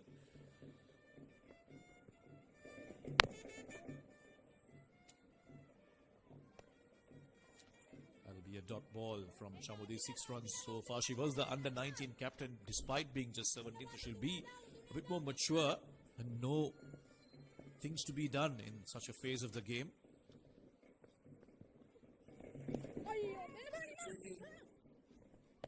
That's what we know also. But I understand the 45 field that was his on strike.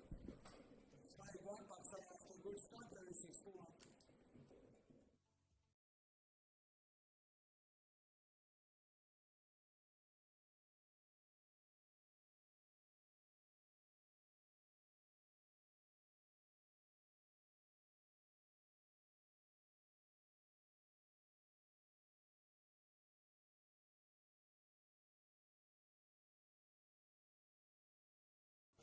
Pakistan in control 36 for 1 after 5.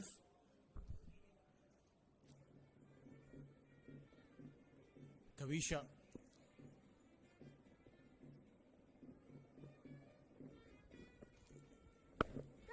Oh, aerially played. Chance. No. Oh, that's a maximum. Shawal is showing a might against the off break of Kavisha. Playing with the wind, getting a 6.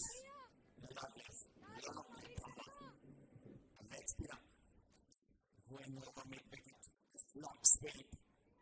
Great strike from Shawal. Yes, Pakistan in control as well as Shawal as well. That's the first maximum of the day. Yeah, Kavisha can mix it up really well. Will come around the wicket now. And bowled! What a response there. Kavisha strikes. It was the arm ball coming in straight and quick. Shawal opening and clearing the stumps for Kavisha to dart in. Lovely. Quicker one to the best from Sri Lanka, I would say.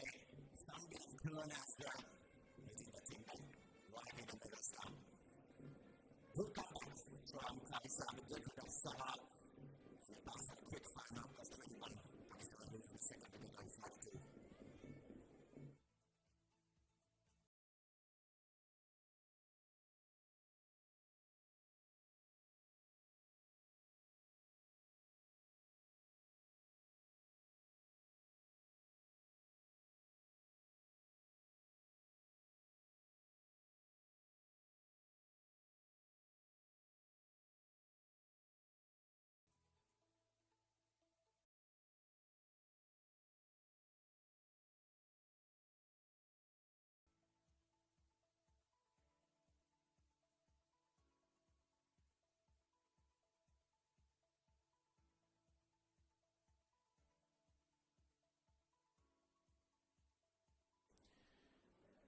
Aisha Zafar is the new batter. 586 runs with a strike rate over 100. Also has a century to her credit. 102 not out. She won't require those many runs. What she'll require to do is play it through. The ball dropping just short. Kavisha is now creating that little element of doubt in the minds of the batters. And that is because of this. Instead of going on the front foot, she goes on the back foot, opens up the gates, and the ball goes through. Bang.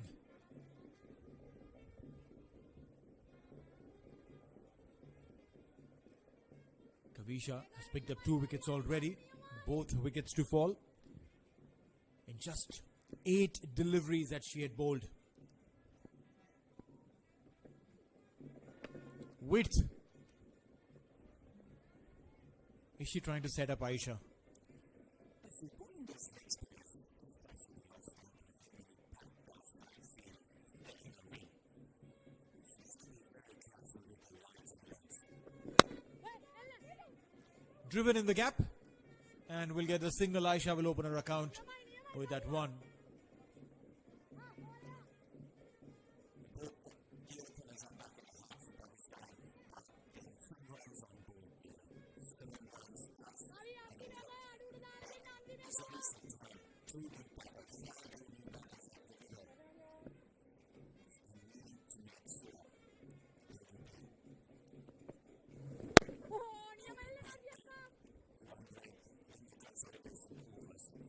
Single to end is 6 over the power play time for Pakistan.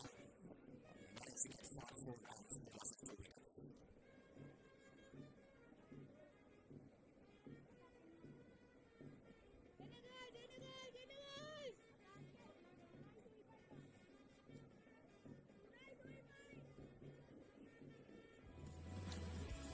So this is how the first bit of the Pakistani batting looked like. Absolutely in control. Shawal and Muniba both getting runs in all parts of the ground. Muniba looked so good using her feet against the spinners. Sri Lanka did deploy the same tactics as Pakistan, opening with a spin attack, and that was when Muniba got out, getting 6s with comfort, Shawal, and then the very next delivery, Kavisha gets back. So that's how the power play has concluded, and so does the indicator from the umpire state, as young Chamudi will come in. She's really good, picked up 2 wickets in that previous game.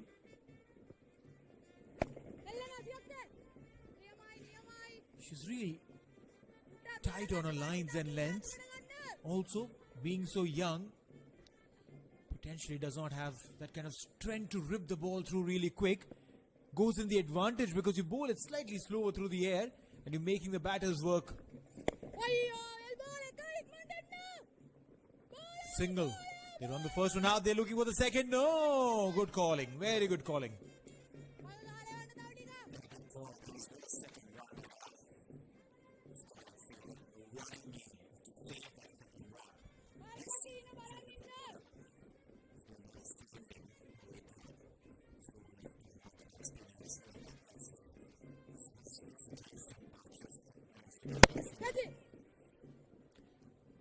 Playing straight, fairly safe. Pakistan doesn't need to do anything silly from here on. Run a ball and you're home.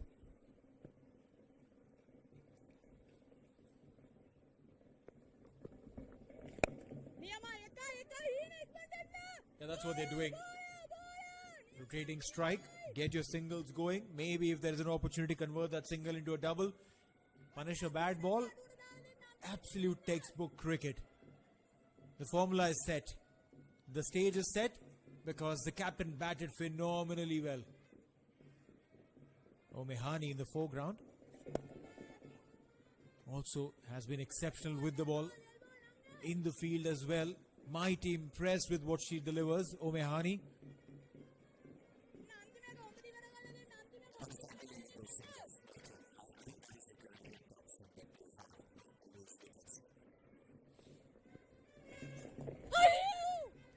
Closing the face of the bat a little too early.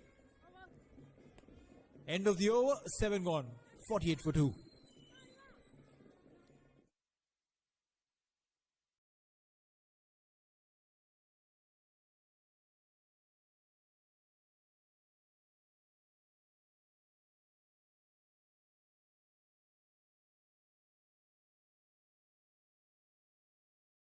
The wicket column looks rich for Kavisha, not for anyone else. But Malki, that 1 over going for 10 runs. I wonder when would she get a chance again.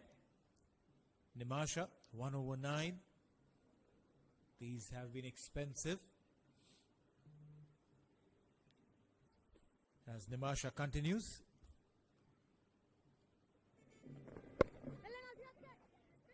Left arm spinner. A lot of left arm spinners have come into the world of cricket, and then there's a slight amount of over dependency on them. You see any international team and you will invariably find one left arm spinner as a part of it. Big shout and gone. And that's the reason why the left arm spinner is an integral part of any squad.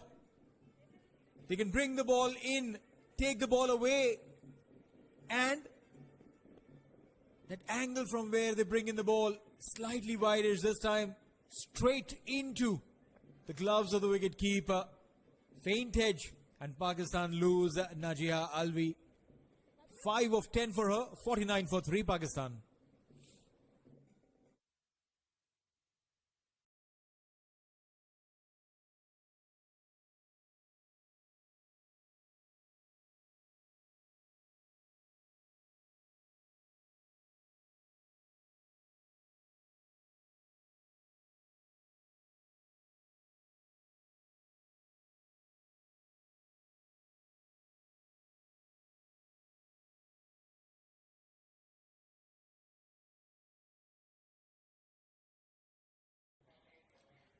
Omehani, the responsibility has been given to her with the bat.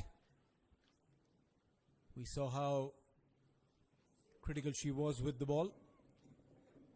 Playing her 12th game, wearing jersey number 12.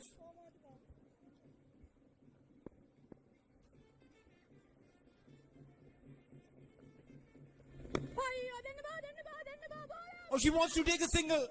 Send back. Aisha Zafar wanted to get on strike.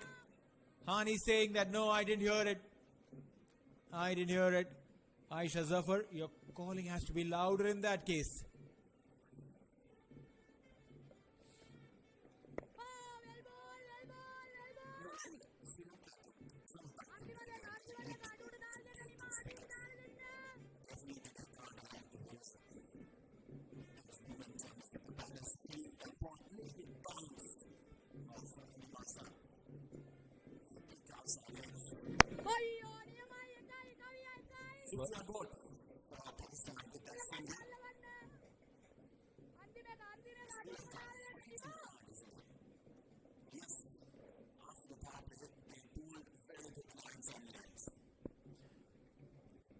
Indeed.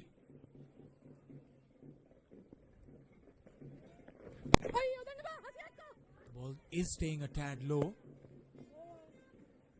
Dot to end the over. 8 gone, 50 for 3.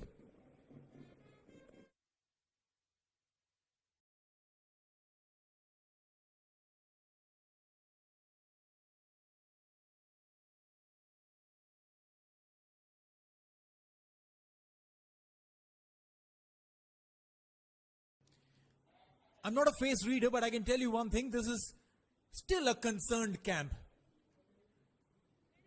There's not a face there that is looking, oh, this is going to be easy. This is in our pocket. No, all of them are still worried because Chamaria Tapatu has taken the responsibility with the ball. Pakistan have lost 3. A couple of more wickets in the next couple of overs, and the target of 114 will look like a mountain.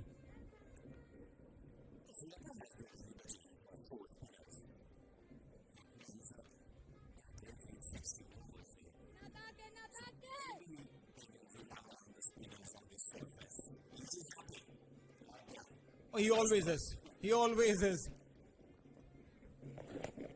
We haven't seen a grim face there.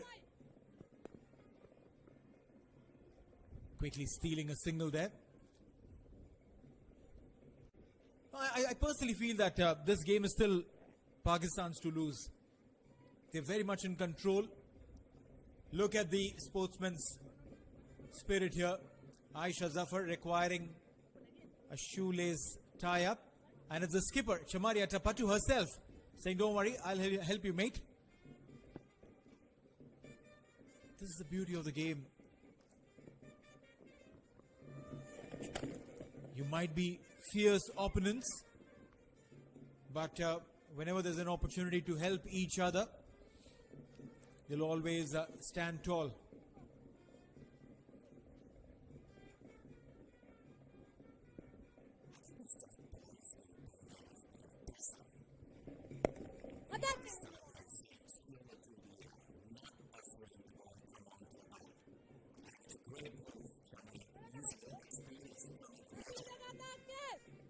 You're rightly so.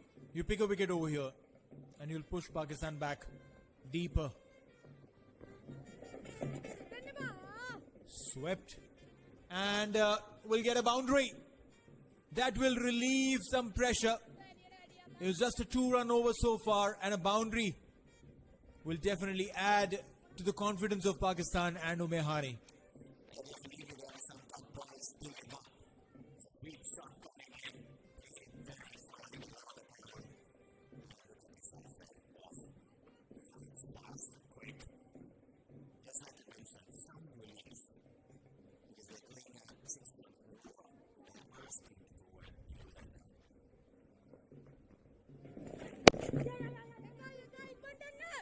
They've run the first one really hard. They're going for the second. No! Very good call, I reckon, of sending Aisha Zafar back. 9 overs gone. It's 57 for 3.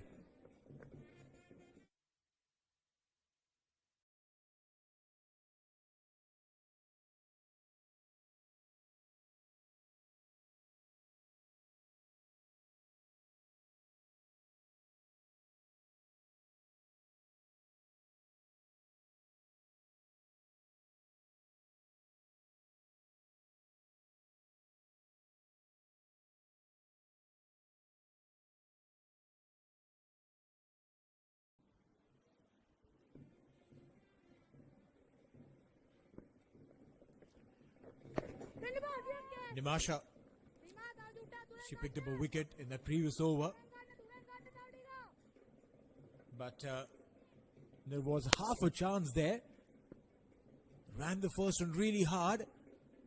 Aisha wanted the second. But good send back.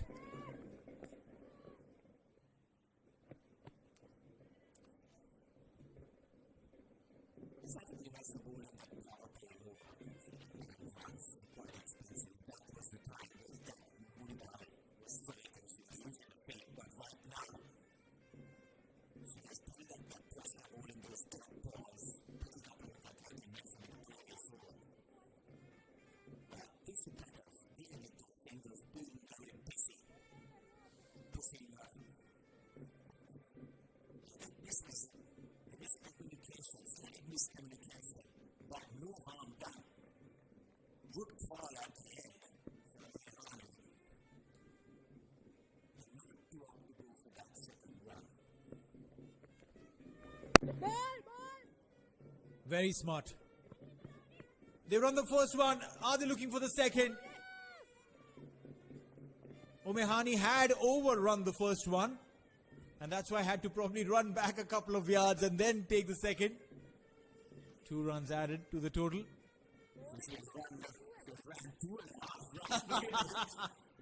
Yeah. That's the process that he built on the field. Drop and run.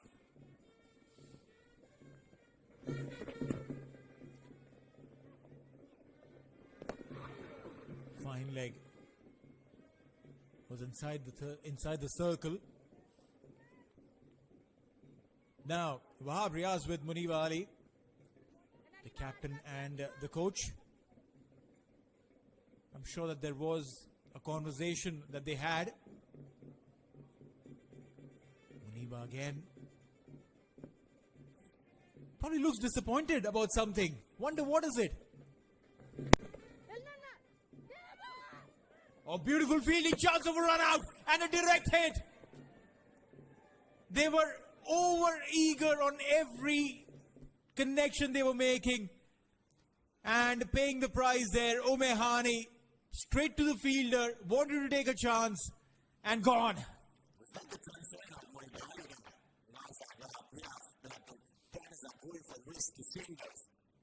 See, playing through with the shot, not communicating with the partner.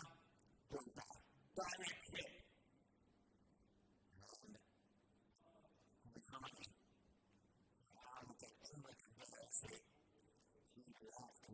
Very slowly.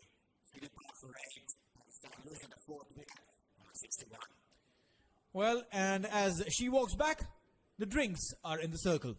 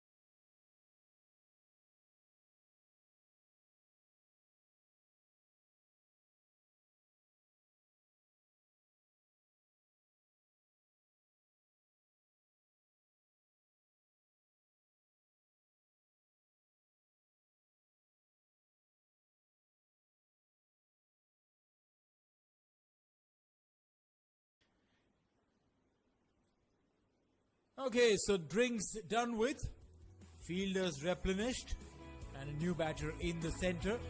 4 wickets to fall so far Pakistan. That was Munib Ali. She's going really well.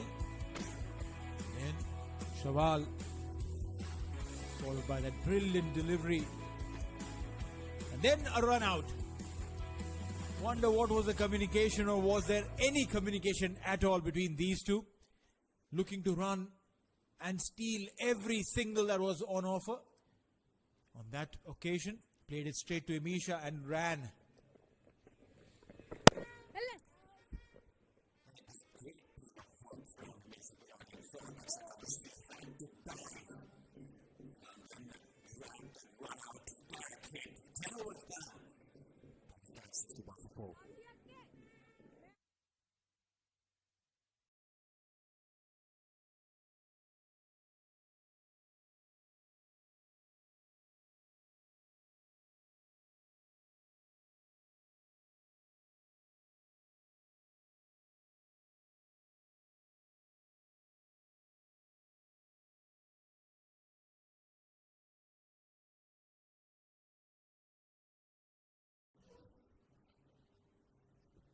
Pakistan on the side. It's a up and over. Beautiful shot. That's the key from here on for Pakistan. She has to play long and deep. When in doubt, strike and strike hard is what Aisha is thinking. A bit of a stutter with that 4th wicket, but as long as Aisha is out there, Pakistan will believe they can see this through. First ball of Chamudi's over. She goes downtown.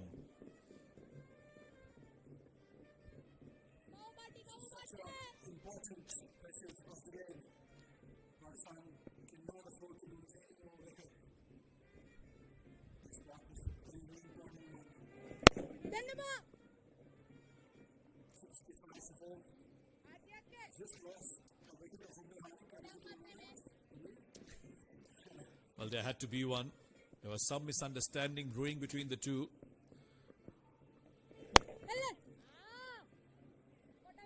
Beautiful shot. Excellent footwork. Understanding the length. And then front ball gets to Kaiwas for 4.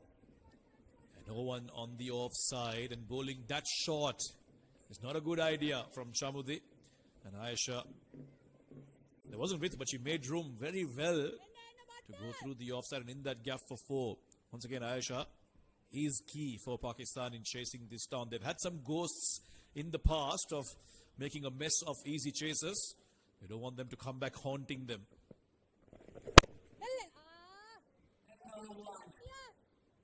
Shot wide outside the off stump, cuts it beautifully. This is a good over, good comeback by Shafar and Pakistan. Chamudi taking away the advantage of getting that wicket. There was some pressure building, but a couple of loose deliveries has allowed Pakistan to breathe a lot more comfortably. 41 now required of 56. Sri Lanka will not be able to defend this. They'll have to pick up wickets, and that will require some very good bowling. Head down from Chamudi, but Chamudi will motivate her to do better. There is still time left in the game.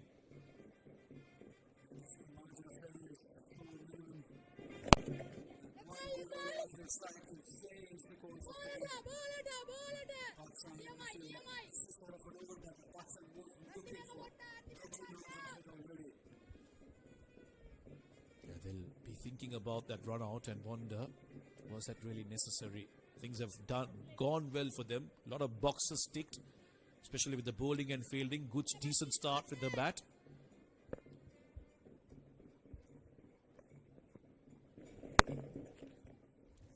Iman Fatima, she hit the ball quite well in that previous game, but yet to get off the mark here. Good over for Pakistan, this 13 off it, 11 done, 74 for 4.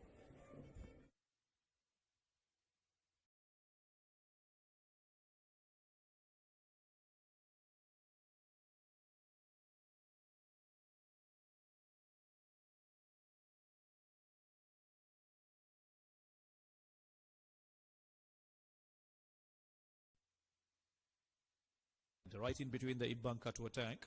People do take boat trips over there. But yesterday, we went for a nice little view of the Sigiriya Rock, not too far from here, just a 20-minute drive. Had some lovely king coconuts. Have you tried them yet? Coconuts, yeah, we had coconut water. other day. We were in Hambantota. My wife was there. We went to this village. Finally, I was doing a word with Neil. Told him about the experience that we had there. Amazing experience. Witnessing the village life of Sri Lanka. That was fun. Great partnership. Pakistan is in a good position that before those singles, they don't have to necessarily go after the bowling or go for the big shots. Yeah, the instruction will be simple. Bat the 20 overs without losing wickets and you'll see this game through. Nothing fancy required from here on. And that's what you see in this part of Sri Lanka. Some beautiful mountains, lots of greenery, lots of temples and monasteries being built on top of these mountains as well. Finding the gap, not finding it. We feel like he's more of a big hitter, more of a six-hitter. But this situation demands a different approach from her. Also needs to stay again with access of her. And the partnership goes to be fancy, and to go after those big hits.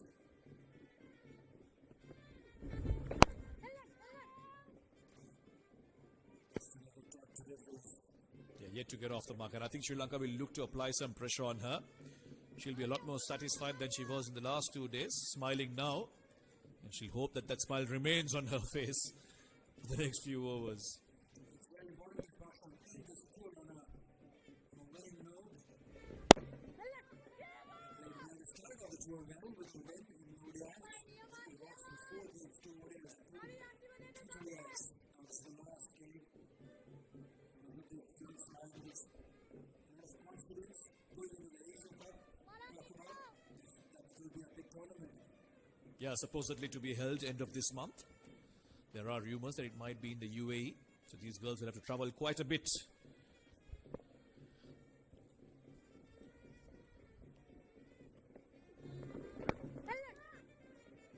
Found the gap. They're racing it to the boundary. An important boundary for Pakistan and the bound pressure. A bit of pressure. But this is a pressure releaser. Yeah, it took her 6 balls to get off the mark. She played all of those shots on the offside, kept finding the fielder, but this time she had enough time to get it in the gap and open her account with a boundary. Now, you talk about her not going after the shots, but I don't think she's used to defending and prodding. She's a very natural hitter of the ball. When I look at her footwork, I don't think she's meant for defense.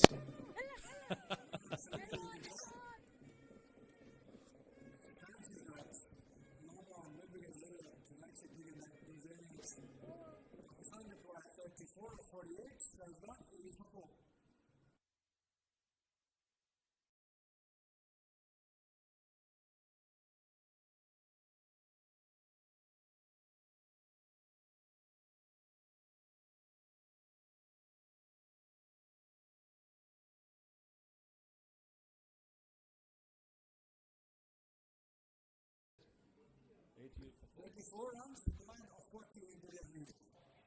That's how we would say the commanding position in this game. Unless. No comment to that because we know that Pakistan has the habit of losing quick wickets. She hits one. She takes it. Command Fatma could not hold on to her nerves. The situation demanded a different technique, but she went after the morning. And rest of it. We talked about this, didn't we? She's not the kind of player who looks to nudge it around. She knows one way of batting and she goes that way. Chamari Atapattu brings herself on, tempts her to play that big slog sweep. The fielder is in position. I think that is a very well planned wicket. Barely holds on to it. And Chamari knows what an important wicket this is. Now Pakistan have lost half their side. Iman Fatima not able to contribute today. 5 of 8 for her. Pakistan in a bit of a spot of bother. 80 for 5.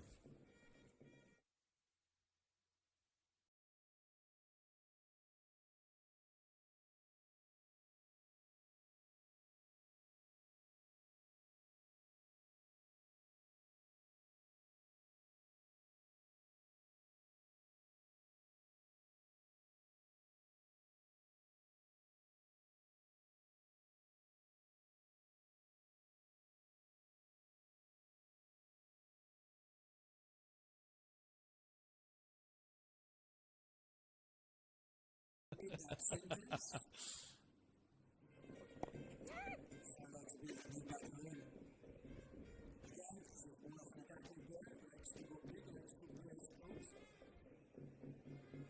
What happened in the previous where he was unimaginable. Just could not believe that. It's a bad place in that run. Situation demanded a different shot. Different rule was expected. Yeah, instincts. She just goes for it. And I think sometimes, in certain situations, you have to curb those instincts. Chamari Atapattu really floating it up there, tempting them to go for the shots.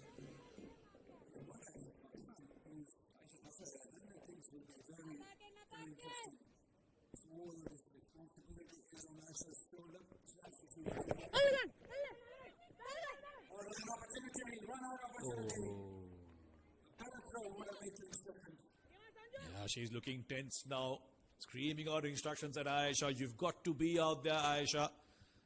The last woman standing for us. Things could go very wrong if she loses a wicket here for Pakistan.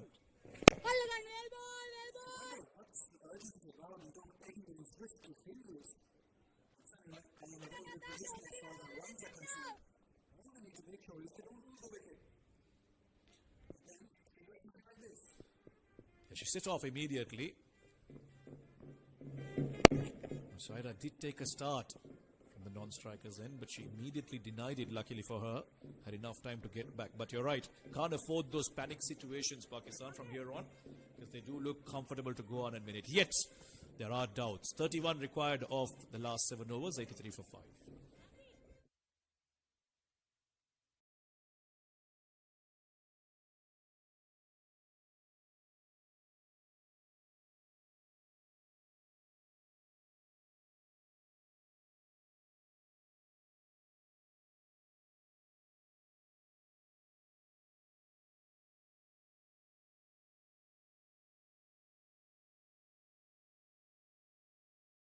Drawing inspiration from their superstar heroes that are out there in the field, someday hoping to represent their nation. All of them enjoying. Yes, Sri Lanka may be on the back foot, but that is one thing you'll get from the public here. When they come to watch a match, they enjoy regardless of the result. It's a party out here. The weather is supportive. It's perfect weather for a cricket game. Enjoy some good quality cricket. This game is heading towards a very interesting game. He's back with 1 over 10. He's good batting. With the straight bat, easy towards. Interesting change this from Chamari, bringing on the fast bowler. I would assume that the batters will be a lot more comfortable facing the fast bowler instead of the spinners who were extracting some bounce and turn on this track.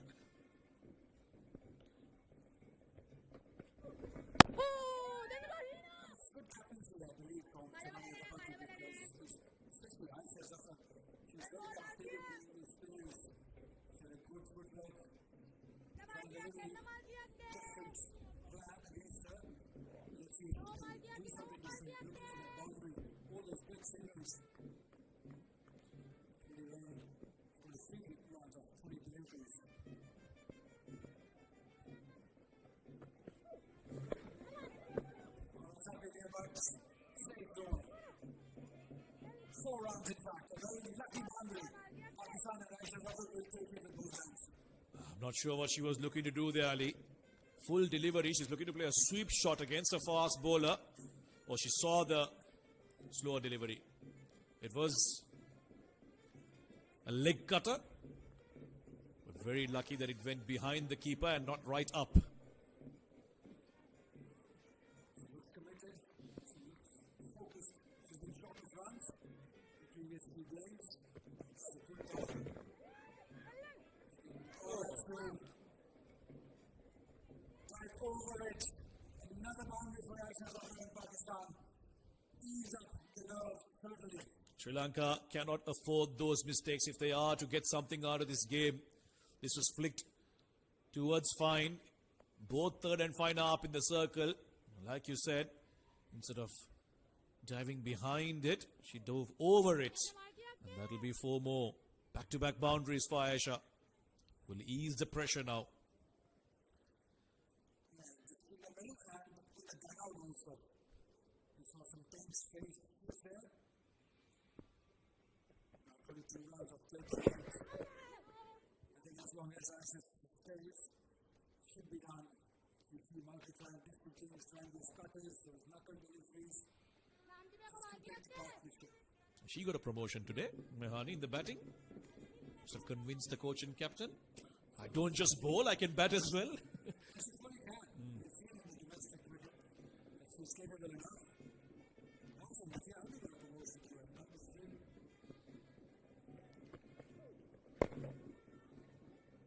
Taking doing very well. It's been 2 deliveries left to get those 22 rounds out of Zafar.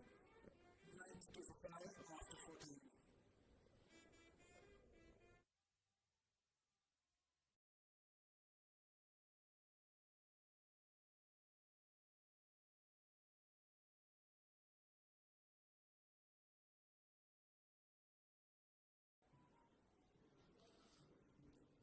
Ayesha, labelled in orange, holds the key here for Pakistan.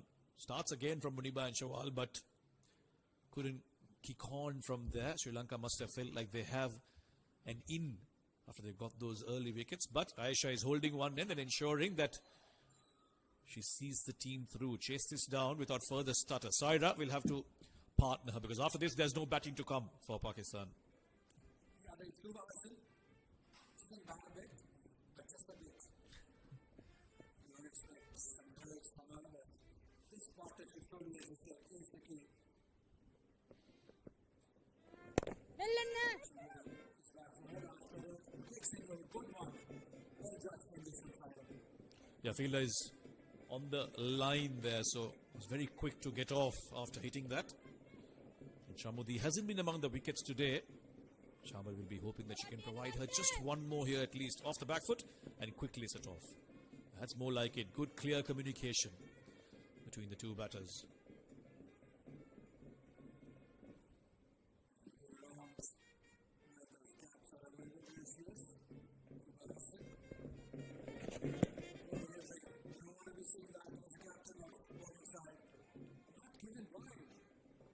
Maybe there was some glove onto it.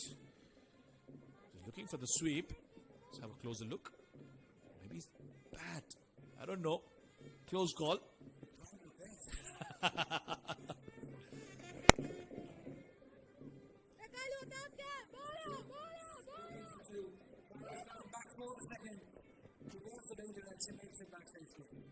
Again, good early call. Ran the first one harder. Knew immediately that they want to come back. Putting pressure on the fielder. This is good stuff. This is how they need to go about things. Nothing fancy. No aggression required. Hit it in the gaps and chase it down.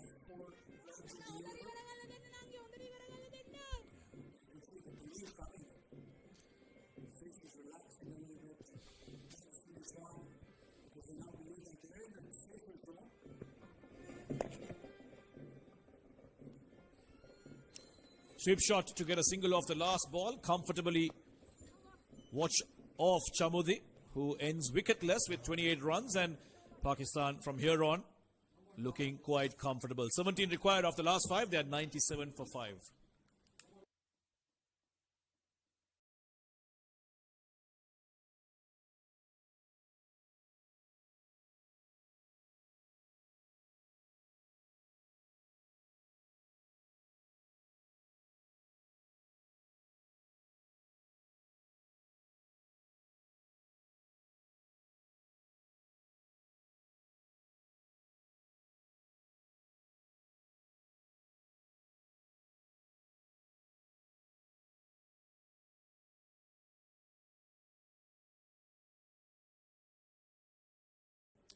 So this is what the game looks like so far. Pakistan requires 17 of 30 deliveries. Aisha Zafar leading the chase, 34 not out of 27.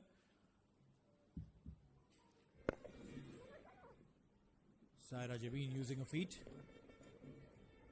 Oh, poor throw. And Aisha says, no, that's all right. We'll just take a single and be happy.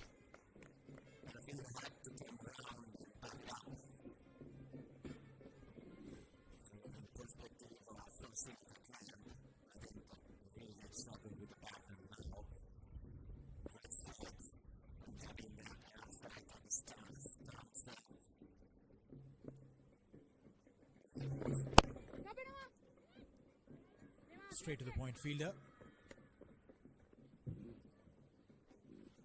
You don't really need to do anything silly. I reckon that's exactly what even the skipper is shouting. Don't do anything silly. The game is in your hand. 16 of 28.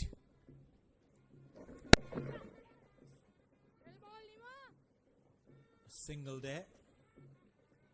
They have enough time on hand, these two batters. They can drive to Colombo, go to Gaul and come back and then still win it.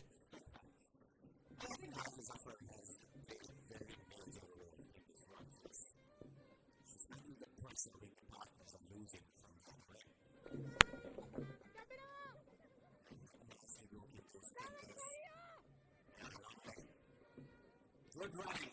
Brings up the 100 for Pakistan.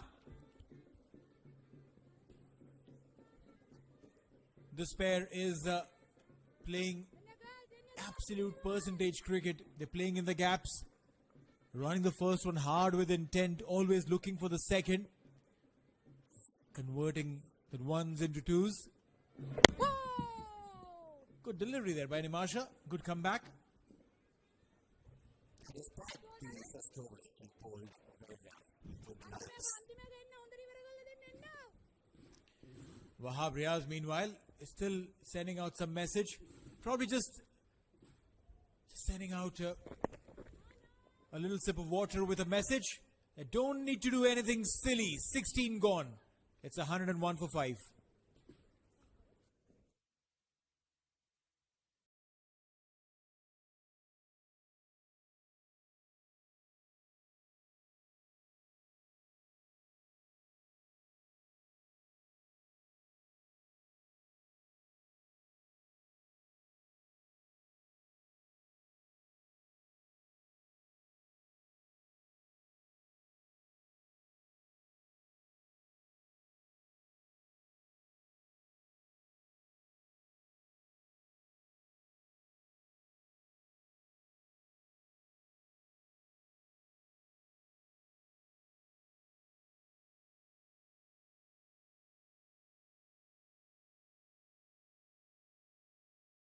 (101 for 5 after 16. Saira 8 of 10, 35 of 29 for Aisha. Just 13 runs required of 24 deliveries. The skipper there, she's looking a little worried. Trying to assess the field. Chamari Tapatu. She'll be bowling her last over.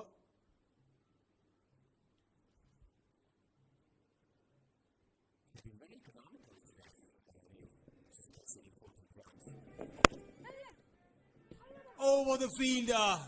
Was there half a chance there standing on the lines? 4 runs coming through. First ball goes for a boundary. And that's his offer. He goes to 39 with that boundary. Steve short, played up nicely over that cover point fielder. And the chance maybe both hands would have grabbed that catch. But eventually Pakistan inching close to that victory. And now in single digits. And gone! Anti-climax over here. It was looking like a unidirectional route.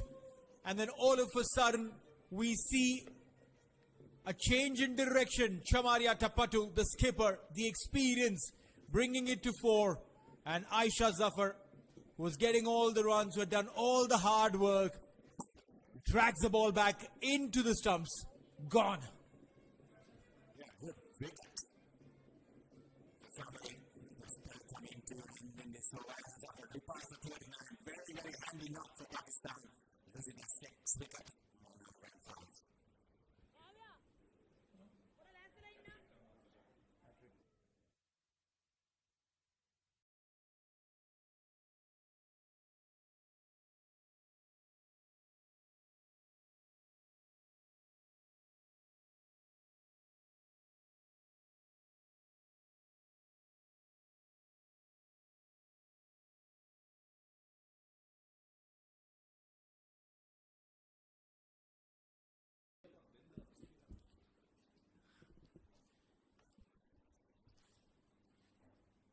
Okay, so Tuba is in. She did well with the ball. Tuba Hassan. 47 games.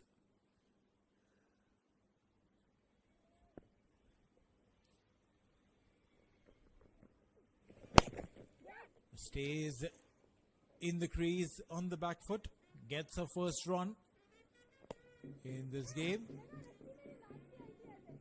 Somebody on the back of the ball in the first good slides and really has tossed up to the inside. That's like going for a big slot sweep. Bottom off it and then flash the stumps. Played a very good role in this one. So it's not but then he lost the back on him. Sharon looks really unhappy today. Well, a comedy of errors there. There's a smile on Saira's face, and that is because she was lucky to get back in. Lost the grip of the bat, but not the presence of mind. Got back into the crease. Now chance. Runs the first one with intent, but will stay there with just a single. Pakistan, they have the game in their hands. You don't lose from here. There are smiles and giggles in the background. But the foreground still stressed out. Muniba, Omehani, they still look a little tensed. Dot ball to end the over. 17 gone, 107 for 6.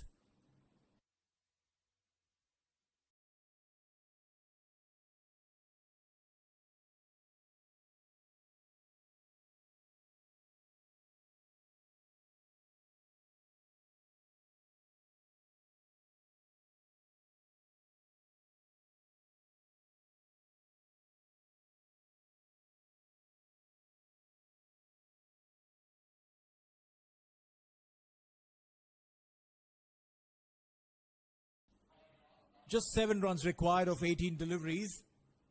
They have forever in their hands to win this game. Pakistan. Sri Lanka, on the other hand, need to pick 4 wickets. 4 good deliveries and the game could be Sri Lanka's.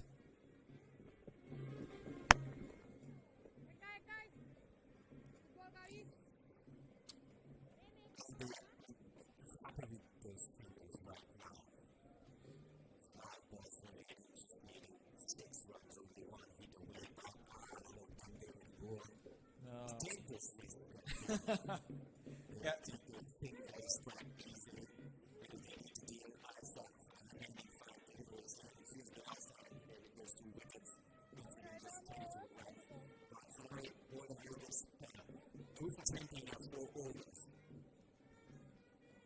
You're right. We saw what happened when they tried to take that risk in Kavisha.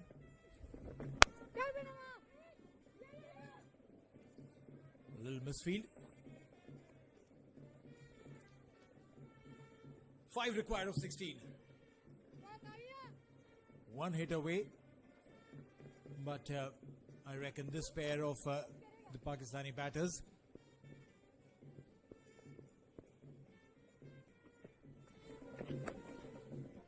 will want to just keep calm, get those singles, find leg inside the circle, which means the shot was on.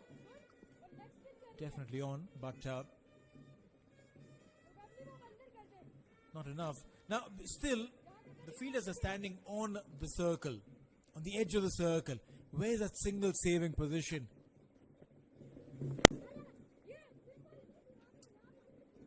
Driven, another single added.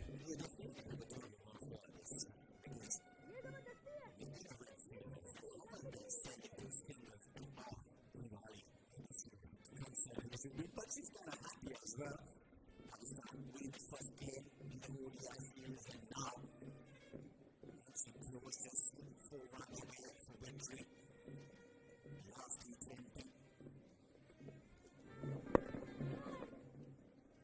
you're right.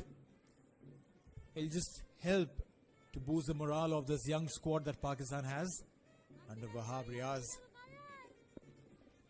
He definitely have put in some sense as far as fielding is concerned, because this Pakistani side today looked like a different unit altogether in the outfield. Good piece of fielding there. 18 gone, 110 for 6.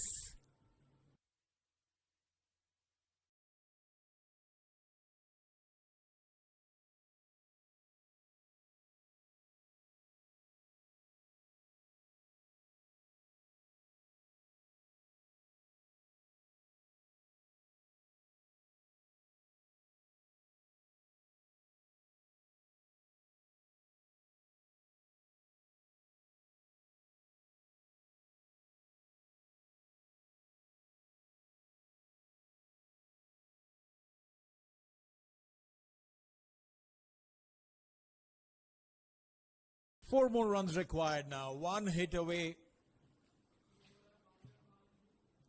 Kavya will come into bowl. What runs through in the mind of batters that are number 7 and number 8? They know that they have to win the game. It's on their shoulders, the responsibility of getting a W. But at the same time, there could be potentially that little element of self-doubt. They don't get to bat enough more often than not. They probably don't train enough to bat sometimes. So when close games come in, I reckon it's a lot of instinct over skill. Running the first one hard. So I reckon you will see a lot of these where the batters are trying to go towards the mid-wicket region. Trying to pick the ball from wherever it lands, hit it towards the vacant mid-wicket region. Get those singles. Very instinctive. That's what I personally feel.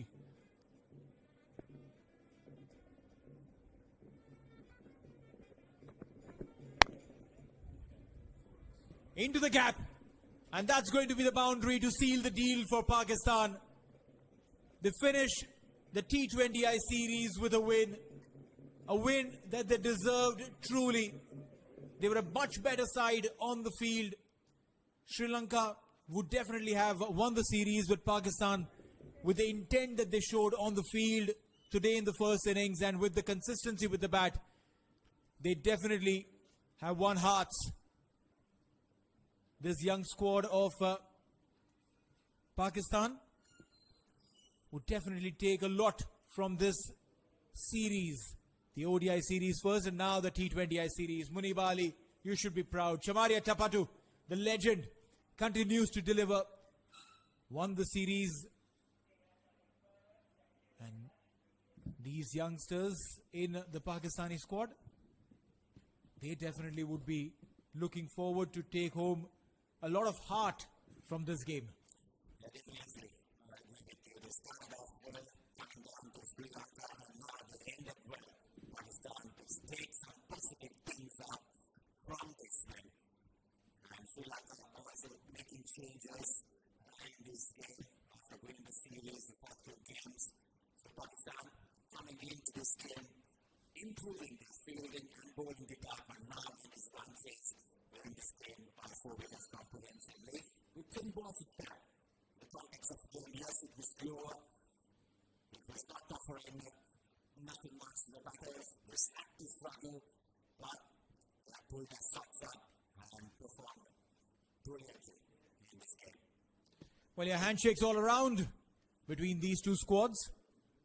The way they have gone about their business is just phenomenal today. Meanwhile, Chamaria Tapatu, the happy skipper, definitely all smiles. Couldn't convert this series win into a whitewash. But one thing for sure, that she would be happy considering the youngsters that she has in her own squad, the way that they have delivered. This coaching unit of Sri Lanka as well. Meanwhile, Pakistan they will have a bunch of things to work on as far as their fielding is concerned, their planning is concerned, their application is concerned. Nothing to take away from the fact that they are extremely skilled. And so is the flutter of the Sri Lankan flag flying high with the big smile on the face of the mascot here at the Rangiri Dambulla International Cricket Stadium. The last T20I panned out in this fashion, where Pakistan chased down a tinier total from the context of the series, 115 in 18.2 overs, led by Aisha in the batting, 39 of 31. Everyone chipped in. Muniba was looking really good, like she has throughout the series, opening the innings, and 21 for Shawal. Then stutters, quick wickets, might have probably put in a little bit of a doubt in the minds of the batters, but not too much. Bowling to Pakistan, 4 for 24, and also much bowling credit. We don't do that job, but that's where we set off. Pakistan's coming in that middle frame, like you mentioned, that's coming. And once they before that, the first to run, well, perfect little bit.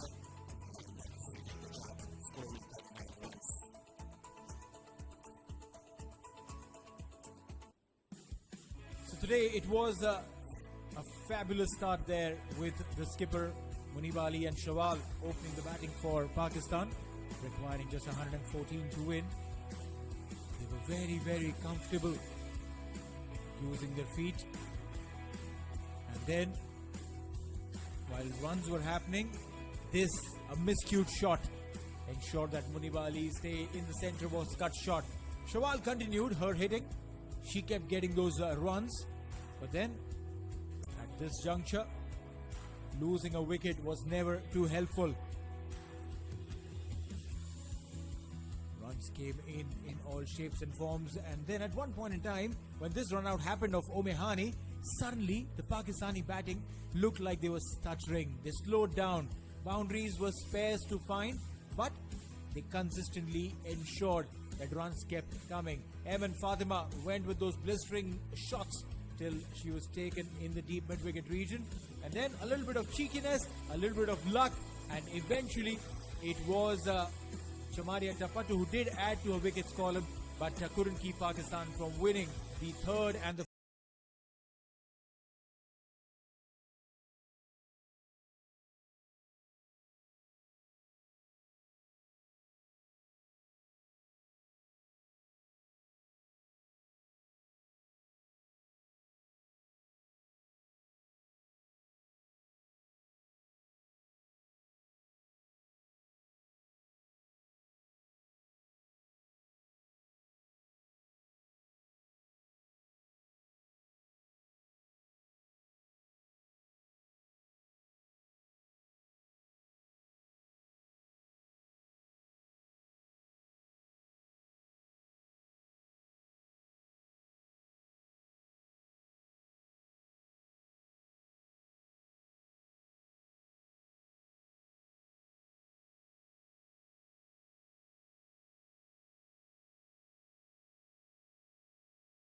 back with the presentation ceremony with Samir Yunus.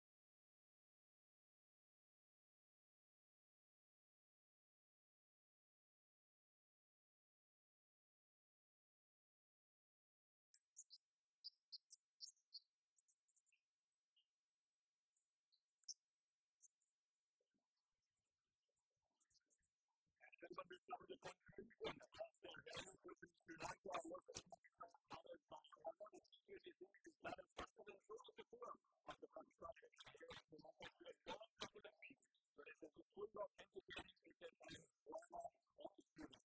Before we obviously announce our player of the match tour, the captain would like to quickly thank our sponsors, our package sponsors, Honor, Slow, M9l1T and PAKW. To make this afternoon even more special, I have the pleasure today of joining me in the chairman of the Sri Lanka Cricket Transmission Committee, Mr. Iraj, who is playing well. Welcome, sir. It's a pleasure to have you.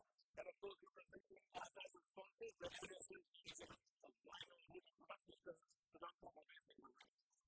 Right, we start off by having a quick chat with the losing captain of the day. Let's talk to Chairman of the captain. Losing captain of the day.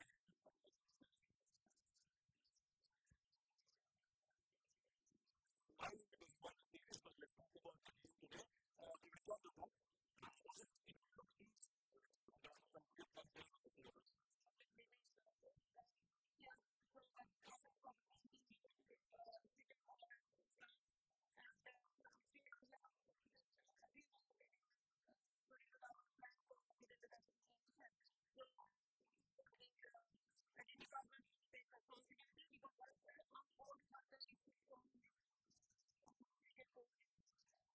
I think that chasing scores, but I think there's a problem in fix the score ranking.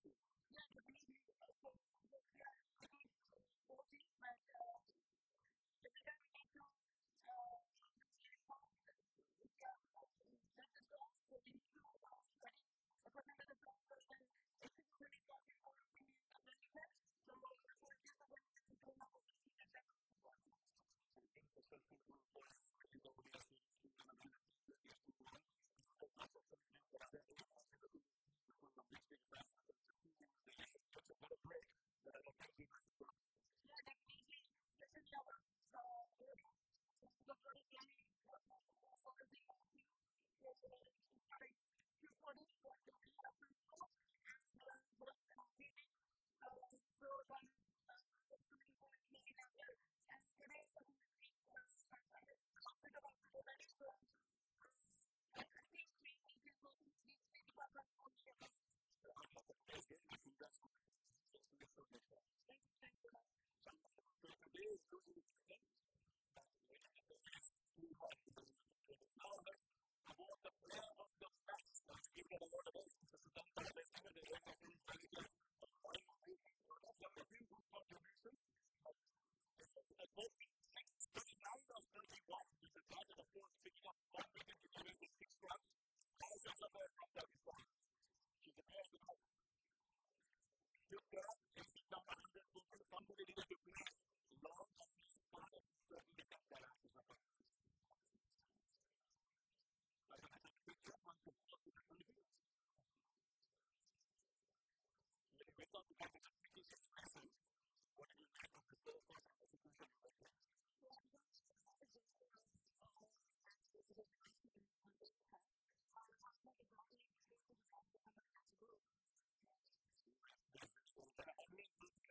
Sri Lanka to this is a conversation in the dressing room in terms of instruction like why you want to go on successfully.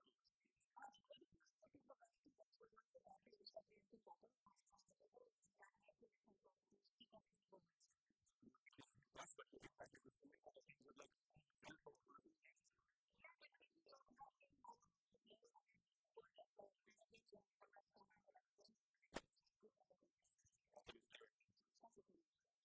match from this game, Ashes of 39 of 31 and 1 wicket and 6 runs. Now, the player of the series.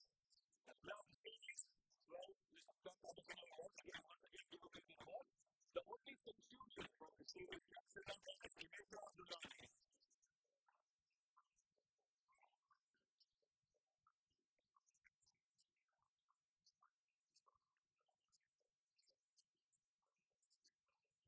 Ask you a couple of questions. You answer these things and every confidence. The 100 in the first game, immediately coming to the side and getting picked off of the second.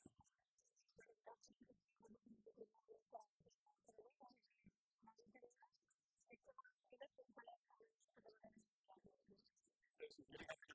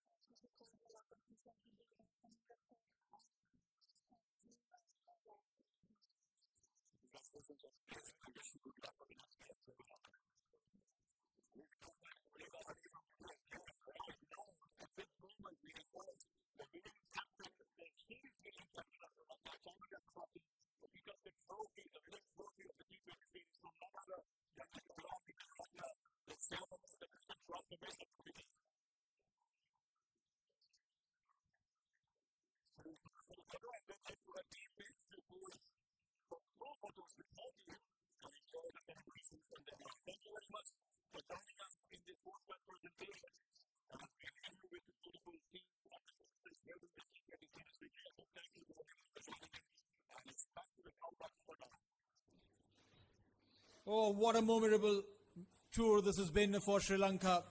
A memory that the Sri Lankan team